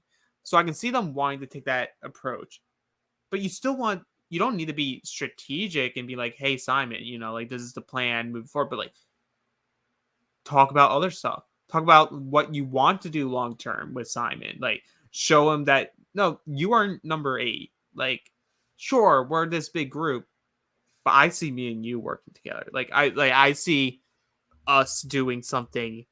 As once we get a couple of these villains out, that will make the time for us to be able to make a bigger move. Like, and it's lies, but you have to do it. And I feel like some of these players were just like, no, hero. We gotta have a hero win this game. Simon's not a hero.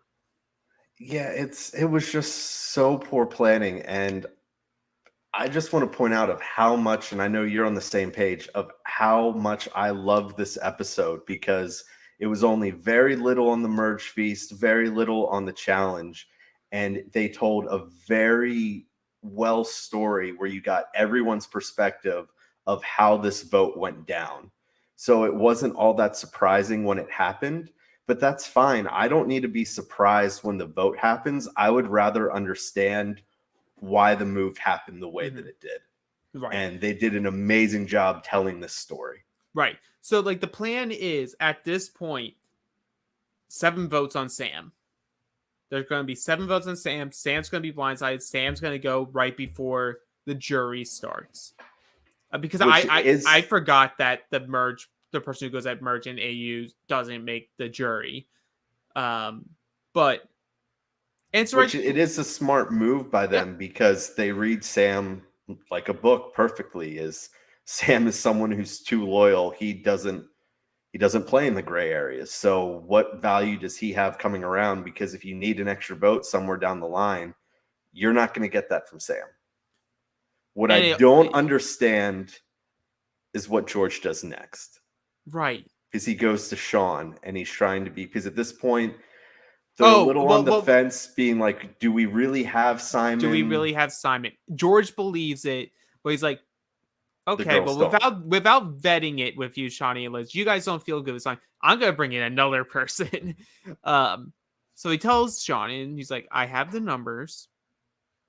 Sam is going to go out with 7 votes. So you could join us and be a part of something, or you don't. But that's what is going to happen without knowing that Sean has an idol. Like, there's a world where Sean plays the idol and they still send out Shawnee because George takes this risk. And he goes back to Shawnee and Liz, says it, and that's the only reason ultimately that switches to David. And it does piss off some people. It pisses off Shawnee and Liz. Like, why did you tell Sean? This is very uncharacteristic of you. It pisses off Matt because Matt was like, I felt included because we made a group decision with Sam, and suddenly now it's David because you decided to do something that we all see as needless. Yeah,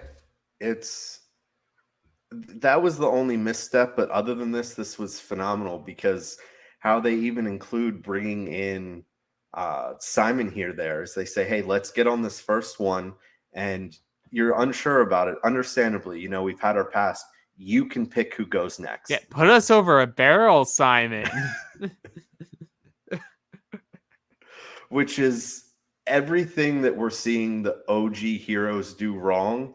This Spice Girl, new formed Vigilante Alliance is doing everything right. Right. So we have this new Vigilante Alliance. So we have Scary Spice, we have Sporty Spice, we have Posh Spice, we got Old Spice.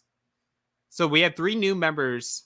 It's the Vigilantes, but I'm adding them into the Spice Girls. I saw someone online give this name for Simon, and I feel like it's perfect for the situation. And he is Bottom Spice. But I don't know what to give Haley or Matt.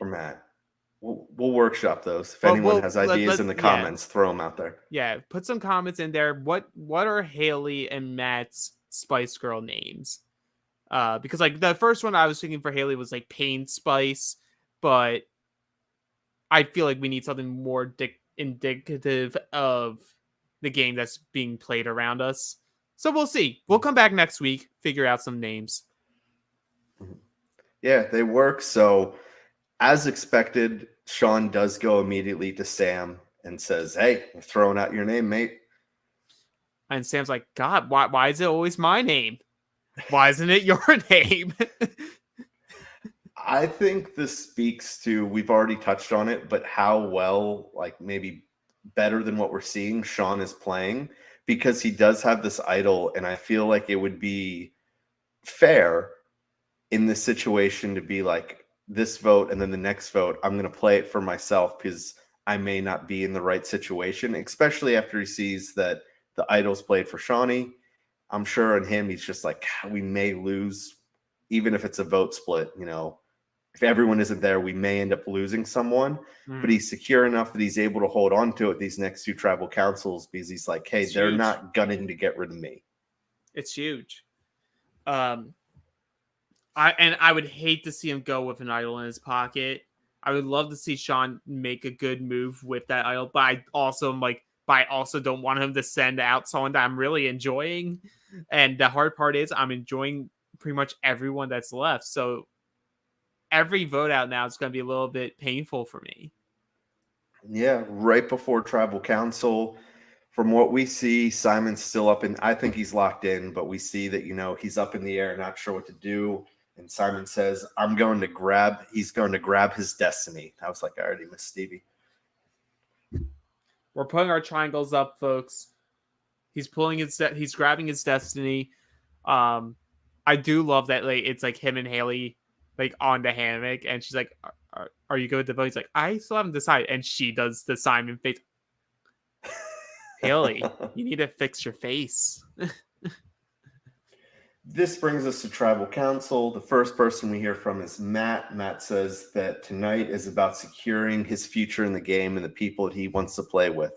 And I'm like, all right, Matt, like, there's a little bit more than I initially thought. This is good on you. And George mentions this is a moment in the game that's a turning point. People are going to get to the end based upon this vote, and people are going to not win the game because of this vote, which I don't know will be entirely accurate, but who knows? Very well could be. I mean, technically, it's always true. Every decision that's being made is causing one person to win and everyone else to lose. But, like, at this point, they still don't know that the numbers have been pooled. The heroes don't know for sure. Yeah. And if you wanted more George, you got it. David talks about, his relationships he has out there, and George is like, this is Survivor, not The Bachelor. Oh my God. And you can just see the disdain in David when George is speaking. He's just like, oh my God, he doesn't shut up. Why aren't we voting for him? Yeah, you have that. Everyone, I'm sure all the OG heroes are annoyed. And pretty much for the rest of the travel, it's just lots of talk of, lines being drawn. Where do they go from here? And this pretty much just takes us into the vote. I do love that what George calls David a roll potato in his confessional. When he's like, Sam and David, they're the same thing. One's a potato, one's a potato. and we get Flick, who's like voting for Sean. He's like, I guess you shouldn't have kept me around. Ha ha ha, I'm hoodwinking you. And it makes it just so much more juicy. It does. JLP goes and gets the votes. Anyone has an idol, Liz stands up and says that she's going to play it for Shawnee, but not before one last terrible effort by David, being like, are you sure?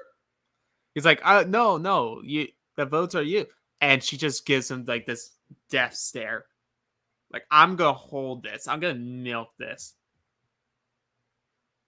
Yeah, no. Shawnee. Yeah, she says, yes, she's playing it for Shawnee. First 4 votes come up. They're all Shawnee. And one of them they know is Flick's vote. And Shawnee just turns like, thanks, Flick. And Flick is now like shitting herself. She's like, what's going on? Like, we had this set up. And what's important here also to know is only 2 votes were supposed to be on Liz. One of them was Sean. The other one was supposed to be Matt. And we only see 1 vote for Liz.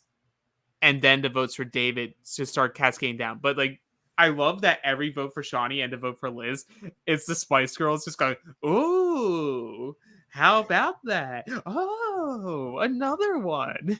Oh, you were lying to us, Flick. What were you doing? We have the avalanche. David is gone 7-1. We have the quote from Shawnee saying Flick is finished. George says they're all finished. And then George and Jerry, no prisoners from now on. They're all dead. I love this George Jerry pairing. They're just like vengeful, and like George is just feeding. And this is what's like so fun to watch. George is like how he can like feed into people and what they want. Like Jerry wants the meat tray demolished, so he's gonna keep feeding into that. And like Jerry, we're one step down, but we're gonna get all of your vengeance. We've talked about this before, how good George is at needling people, but it's the same way as, words of, compliments, encouragement. Yeah, sorry, couldn't think of the word. Of just, he always knows what to say, if it's to keep pushing someone or to pull someone closer in. And at this point in the game, we're through 14 episodes. It's just been an absolute masterclass by George. But this vote is why, like, ultimately I have this merge episode in such high regard. Like, it was probably my favorite episode of the season was the merge episode. And that's even with the best tribal ever, where Fraser goes out. And it's like similar, there's parallels because like in the grand scheme of things, the person who goes home isn't this like in terms of the edit, this major factor. Like David obviously had his connections, was in like a good position with the heroes that he was working with, had a great connection with Nina, was great with Sam, was great with Sean. But like I listened to his exit on a Brink of Reality, and like it wasn't that he was working with Sean, like his goal was him, Sam, and Nina. Like those were his like inner alliance that were like we were ready to take things over, and we were going to use Liz, and Liz would have been a valuable piece. It was just like things happen, things fall. He goes. For us, it's like an empty, like, okay, it's just a person. But the way that it all goes around, and you just see great game players who all come together to play great and expose the other side of like, you got complacent and now you're going to suffer for it. Yeah, my hope for Nina, simply just because just my winner pick, going to keep rooting for, is I think it was an unintended consequence. But by knocking out David, it took out essentially two number ones. It took out Nina's number one and Sam's number one. Yep. And I think like Sam, he's kind of stuck. I don't see him being really flexible. But my hope is that frees Nina up to, if she can survive onto these next few tribals, it gives her another path moving forward because she's going to be more by herself and not just attached with David. I can see a girls thing happening. Like, I truly, of the girls that are left, I could see Nina finding that room with Shawnee and Liz and Haley if it gets to a spot where everyone's like, okay, now we do need to get George out. But what happens when George goes? It's like there's other people that are going to become threats, and it's going to be those ladies. So if they come together and they have like Simon along as like a fifth, like that's a new path. And I'm excited to see it because we know from the previews, like Haley's like, I'm not just going to go to the end with George again. Like something else has to happen, or it's just George's game. So I'm very interested to see, because I think what's important we see in episode 15 is I think whatever Haley does, it's going to involve Simon. And I think she sees Simon as like her new George. Like the new person that she's working everything with that she did like in Brains versus Brawn. Yeah, I can see that. And I think it makes a ton of sense because at this point, I'd imagine that both like Sean, will just single out Shawnee and Haley. They both know that if they go to the end with George at this point in the game, that's probably not a good move for them. But I applaud them because I feel like so many times it gets to the merge and they think, oh, we got to start taking out like these big threats. But it's, managing your threat level. Like if you're them, you want to keep George around as long as possible, because if he's not there, who's the biggest name, the biggest threat? It's Haley and Shawnee. Right. And so like I can still see those as being paths for them. Like, and that's how they get to the end. Is like we keep holding on to George until we don't anymore.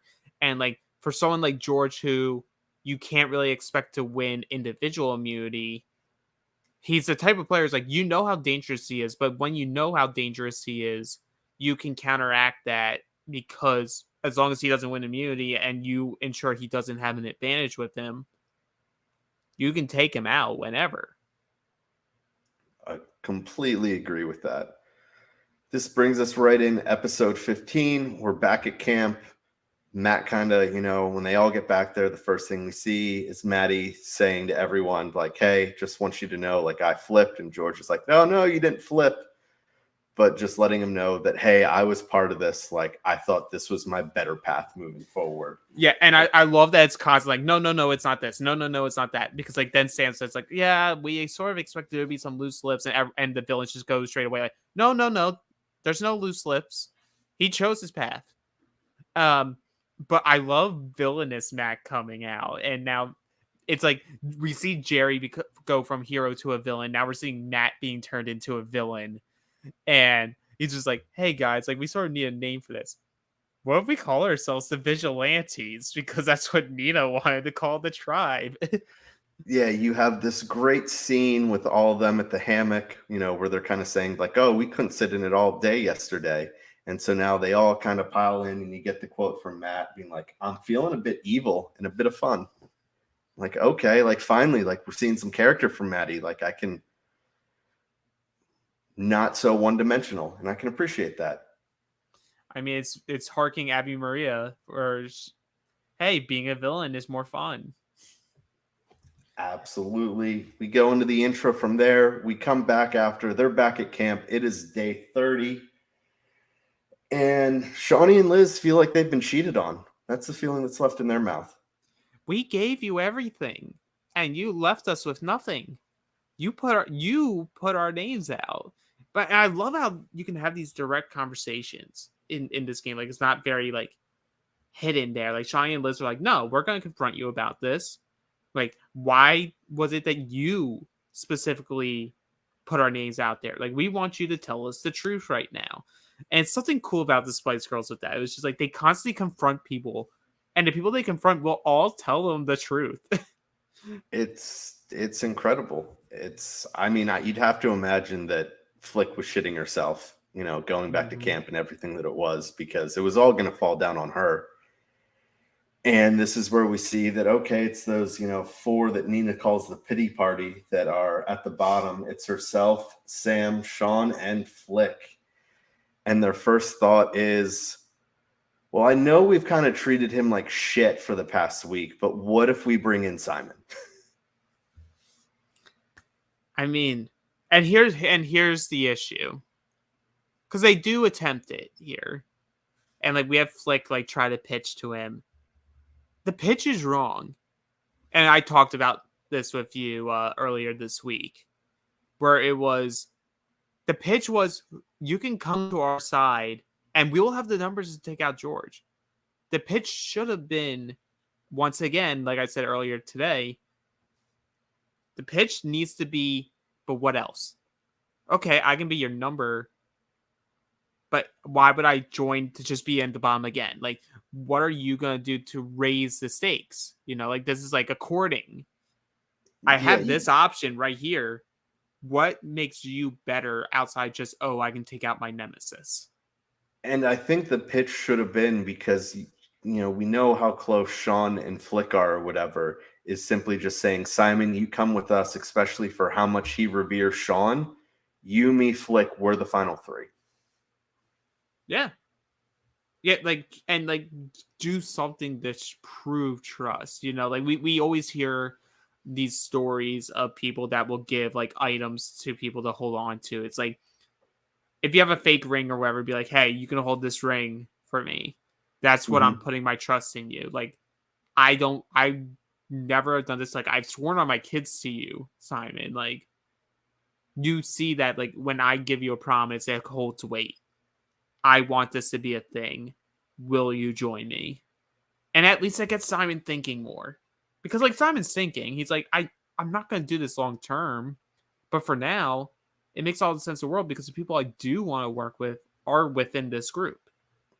Yeah, I think it would have been a perfect opportunity for Sean to double down, because, yes, he swore on, his kids. But that promise was that they would bring him to merge.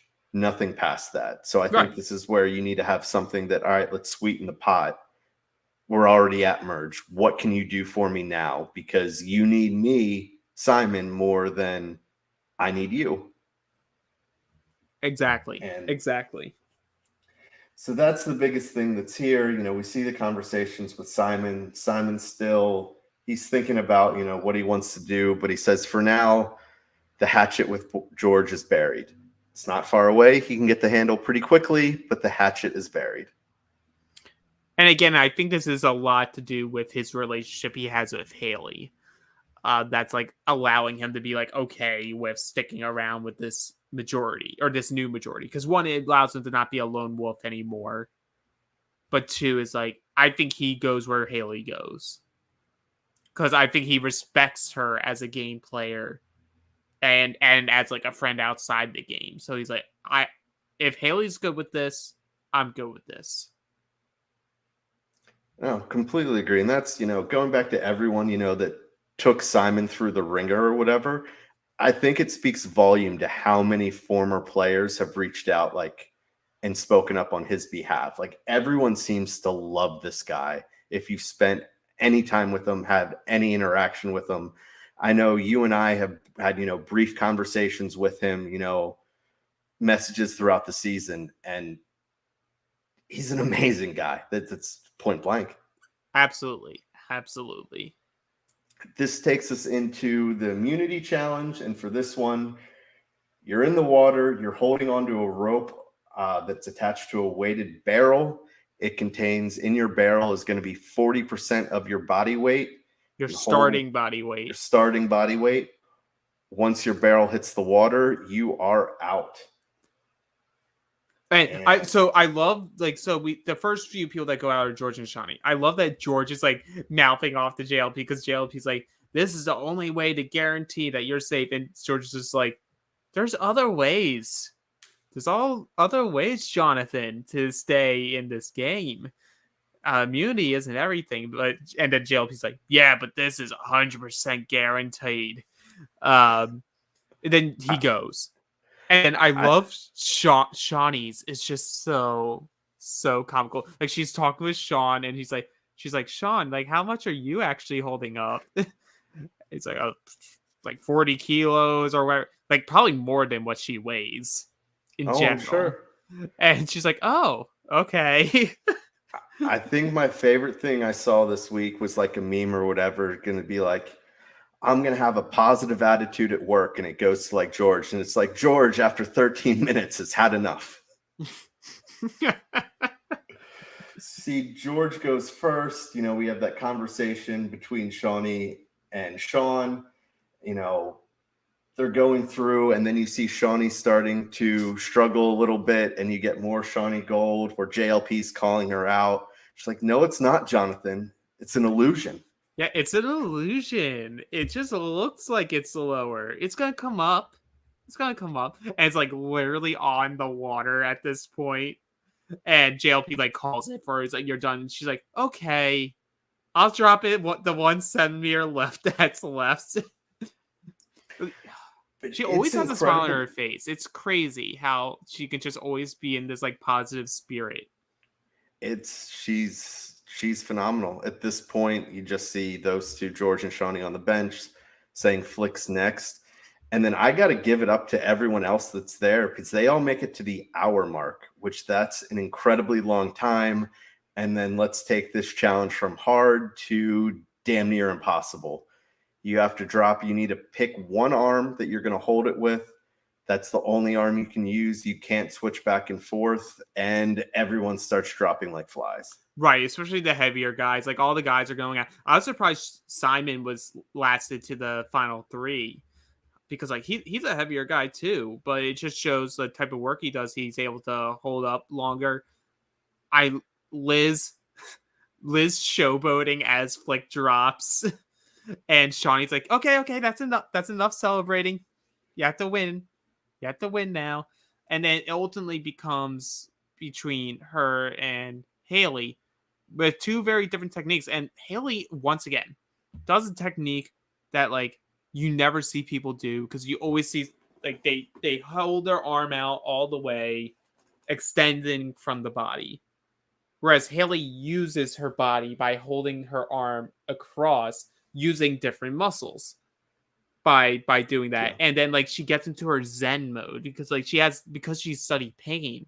Like, you hear her talking to herself like, there is no pain. Like, yeah, let me get the right hold. It was more so just like finding the right hold for her hand, and ultimately her hand just loses the grip and Liz wins immunity.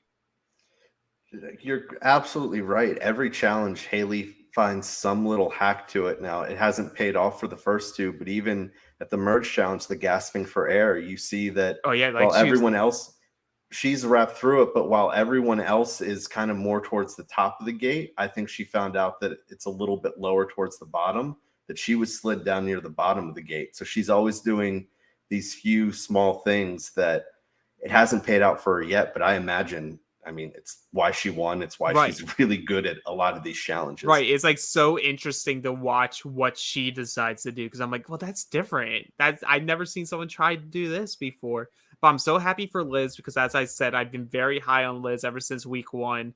Seeing her gain immunity was such pure joy to see. So happy for my sporty spice. Liz wins immunity. Flick comes over to give her a hug, and Liz immediately rolls her eyes. She's like, "You're done, girl. You're done." So Liz wins. We go back to camp, and it is time for George the Unifier. He says, they can't do anything to stop me from my holy, holy pursuit of the Holy Grail. But now it's everyone starts talking like, do we split? Do we not? And George says, and Shawnee both like pitch like, no, we all need to vote as one. You guys don't need to be scared because if they're going to vote for someone, they're going to vote for me or Shawnee. Like George or Shawnee are the ones most likely to get votes cast against them. You would think. And should have. Because the hero strategy is, well, one of us is going to go, so let's put our 4 votes on Maddie to scare him. And I'm like, to what end? To what end does this help you? It makes no sense because especially if you're Sean, you're Sam, there really isn't a scenario where you're working with George the rest of the game. Like that line's been drawn.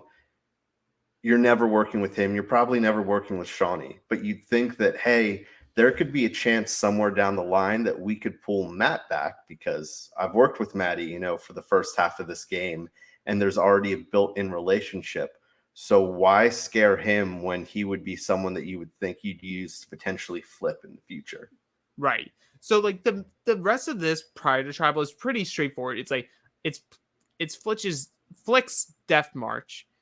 But the main story is actually Sean. Because Sean has his idol. He's like, I could use this and we could take out someone. I feel they're most likely going to vote for me or Flick. It's going to be a game time call.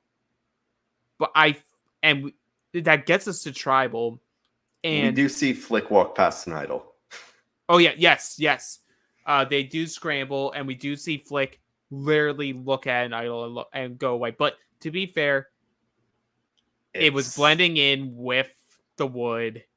But watching that after she'd probably been searching for a few hours as well. Right. Like watching that back, I bet Flick's just like, oh my God, you're telling me it was literally right in front of me.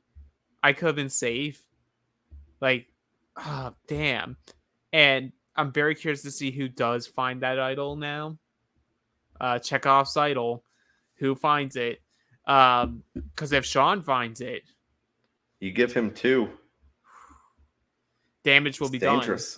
Done. Yeah. But that gets us to tribal, and it's a lot of back and forth between, essentially an airing of grievances against Flick. And I feel like some of the points that they were saying got, at least what the edit was trying to show us, was that it got into Sean's head. Because I think originally Sean was ready to use that idol, either on himself or on Flick. But then as soon as I think he's seeing that the votes are going to fall on Flick, and how they, like, Shawnee's like, she, like, promised me the world. Like, we felt so good, and the fact that she just tossed me away immediately, not even toss me away, but make me an active name to be thrown out. It was like they kept panning back to Sean, and Sean like giving like glances, like eyebrow raise, and obviously you're just pulling that from whatever. But I would like to say they're trying to show us like that's like him deciding I'm better off losing Flick, even though Flick was my number 1. I'm better off losing Flick and letting my idol survive for another day. Agreed. Most of the notes I have from this tribal council are just quotes. From George, we had people had a chance to get on the winning ship at the last tribal, and the people who did are going to sail away and win this game. Simon says it was an easy decision to make the jump with his new friend George. And then my personal favorite that I don't think most people will really understand is when they're talking is, they need to build a bridge and get over it. And somewhere I'm like, Bubba from Vanuatu is so happy right now. Shawnee blasts Flick, says that she's, made a terrible decision. Liz doesn't outright say it, but pretty much just calls her fake. Mm-hmm. They're making it obvious that Flick is the target. There's everything that you mentioned that I think a lot of it is making Sean really think about what he's going to do. And what is it? Is Matt, Matt said he made the right decision. He says, I jumped on the right boat. Now we were cruising and we left them behind drowning with no lifeguard in sight. And I'm like, you know what? I love his enthusiasm. Maybe not the things he should be saying in public with all these heroes, but I'm like, you know what? Go off, Matt. Go off. Have fun being a villain. It's like he's the Harvey Dent. He's the Harvey Dent of this season. It was like he was the good guy, and now he's like having fun being the villain. It's like, let me flip my coin to see, do I say something mean or do I say something mean? Lifeguard joke. Gotcha. That was something I wasn't expecting from Maddie. So yes, maybe it wasn't the smartest thing to say. I personally enjoyed it, so keep them coming, Maddie. Oh yeah. But we get to the vote, and we only see 3 votes on Matt. The rest are for Flick. And I'm like, oh, did Sean all aboard? But I was like, did Sean flip his vote? It was what I was thinking. I'm like, because they only showed 3. I'm like, if there was 4, they would have shown all 4. But it was Sam. It was Sam. And Sam decided, I'm going to vote for Haley. I was really confused. I think I went back and rewound it because I missed it the first time. Well, because they don't show it until the final words. They don't show Haley's name at least in the footage at Tribal Council. So I'm just like, bruh, are you just doing that because I've always wanted Haley out this entire game, so I'm just gonna keep voting Haley's name even though it won't work? That seems like a pretty good solid Sam strategy. You know what, Sam? You had 1 week. You had 1 week with me being good with you. I'm not gonna hate on you, but I'm now apathetic.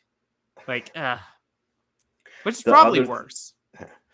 The other thing that we didn't talk about is the visceral reaction we got from Nino when I believe it's Matt calls themselves the Vigilante. She's just like, you've got to be shitting me. He's like, yeah, I took your name. And she's just like, you know what? I'm glad the name's getting used, I guess. Yeah. So with a 7-3-1 vote, Flick, Matt, and Haley, Flick is voted out. She is the first member of our jury. From JLP, we have, now that the good ship Vigilante has left port, how long will it be smooth sailing before it hits some rough seas? I think Not it'll long. probably be pretty quick. Not long. I think there's probably still potentially one more vote where they can all stick together. But then after that, I see things crumbling. Agreed. So from what we see in the next time on Survivor, it's Sean, it's Haley. They're thinking about now's the big time to make a move. Maybe it's reading too much into it. I imagine that if it's a massive person going on Sunday, they have a bigger promo than that. I swear to God, player goes home. It's all of this, and Matt goes home, or Jerry goes home. But even Jerry, I feel like at this point they would need to give more of a promo for Jerry. I'm like, so let Sam go. Let Sam go, please. If Sam can go next week in the first episode, aces, love it. And then all my faves go at each other. I think that would be the best, because if you're looking at, Survivor historically, 10 is a weird vote to flip. So if we could lose Sam here or whatever, you do it at the odd numbers. At 9, you bring in a new group of 5. And I think that's the optimal time to make a move. So if, Haley, I would imagine someone like Haley, smart enough, who thought about that, is she's close with, Sean, obviously no love lost with Sam. Have her try to steer the direction to here, let's cut Sam loose. And, you start having these conversations with Sean being like, hey, we need to cut Sam loose. But then when we get to 9, I have a plan. You, me, Simon, two others, Nina and one other, and that gives us a 5 at that vote. And I think that's the big question mark of who will be the 5 if that happens. Because I see them wanting to take Sam out because if I'm Haley, Sam's black and white. I feel she views Nina. Yes, Nina was targeting her, was trying to blindside her. But I think Haley can look past that if she can see a gain for both Agreed. of them and be like, okay, Nina, you don't have your people anymore. Me, you, Sean, we link up. I can get Simon on board. He's with me. The big question is who would be that 5th to turn? Because it won't be George. I don't think it'll be any of that. That's the hard part. It's like, would it have to be Matt or Jerry? And I don't see Jerry flipping, and I don't see Matt flipping on Jerry. That's tough. So is it the girls? Really tough. It could be. Is it the girls because George gets into a position again where he's like, I want this to happen, and they finally just get fed up with it, and then that's how we lose George. But I'm just not sure, and that's why I love the fact that we're going to the next week. There's so many avenues this can go. There's so many ways people can go that are going to tear our hearts apart because we love this cast so much. I'm excited. At this point, minus the Sam, who I think I'm a little bit higher on Maddie than you are. I think Sam's the only. Yeah. I think Sam's the only one that I'm like, okay, you can go next, but yeah. Outside of that, I'm in no rush to have anyone else from this cast go. You know what? Let Sam go, and then immediately after have a non-elim. This is the first time I'm going to ask for a non-elim. Well, you think another one of those has to be coming, especially if we're going towards 24 rather than. It depends how many episodes we're getting this season, but if it's upwards of 24, I feel like we'd be due for a non-elim. Yeah, a redemption rock.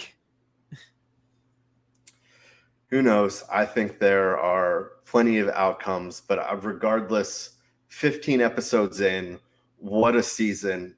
It continues to deliver every step of the way. There hasn't been a boring week. There hasn't been an episode where I'm like, oh, this is straightforward. It's not that interesting. It's always keeping us on the edge of our seats, and there's nothing more we could ask out of a Survivor season than what Australian Survivor is delivering to us. Absolutely. And that does wrap up what we are talking about today. Thank you all for listening. This was a longer podcast somehow with only 2 of us, but if you guys know me and Dan, we love to go on our tangents and our side stories, and I hope you guys enjoyed them along the way. You could put us on 1.5 speed too, and that would be just as okay because we talk perfectly for that as well. But we, of course, will be back next week talking U.S. Survivor with Matt. After the show, after U.S. Survivor is off the air, so around 9:00, and we'll be back next week on Thursday to cover the next 3 episodes of Australian Survivor, and we'll have the whole gang back. Remember, if you want to support us, like the video, give us 5 stars if you're listening on your podcatcher. Rate us, review us, tell us how great it is that Dan Montchal has 2 side pieces. And if you want to be a side piece, talk about it. Give us 5 stars. We love it. And the best way to support us is become a patron at realitypatron.com. That's where you can get access to the secret Facebook page. You get our exclusive coverage where we did coverage of the Challenge Australia. Matt and Johnny have been doing a watch along for the history of Australian Survivor, where most recently they finished All Stars. We will also be covering the Challenge World Championship Stockade. We will be covering that starting next week. It drops on the 8th. We most likely will stick to our formula of like a Thursday afternoon podcast, maybe a Friday podcast. We haven't really discussed when we'll do them, but they will happen. But also on Reality Patron, you can get the Q&A, which is Matt and Johnny's favorite podcast of the week, where they literally will talk about anything and everything, and you can ask them anything and everything. And of course, if you want to see Johnny live, go to survivortix.com. That's survivortix.com, where you can get tickets for any of the various watch parties that Johnny will be hosting for the recent or the current Survivor season. Yep. As Alex said, that's going to wrap it up for us. Have no fear. Wayne and Chrissy will be back next week. We will have the full crew, and we can't wait to talk to you more then. We love you all, and good night. And for more bonus content, go to realitypatron.com. That's right, become a patron now. Get additional coverage of all your favorite shows, the weekly Q&A, and you become a member of the secret, exclusive Facebook group. That's realitypatron.com.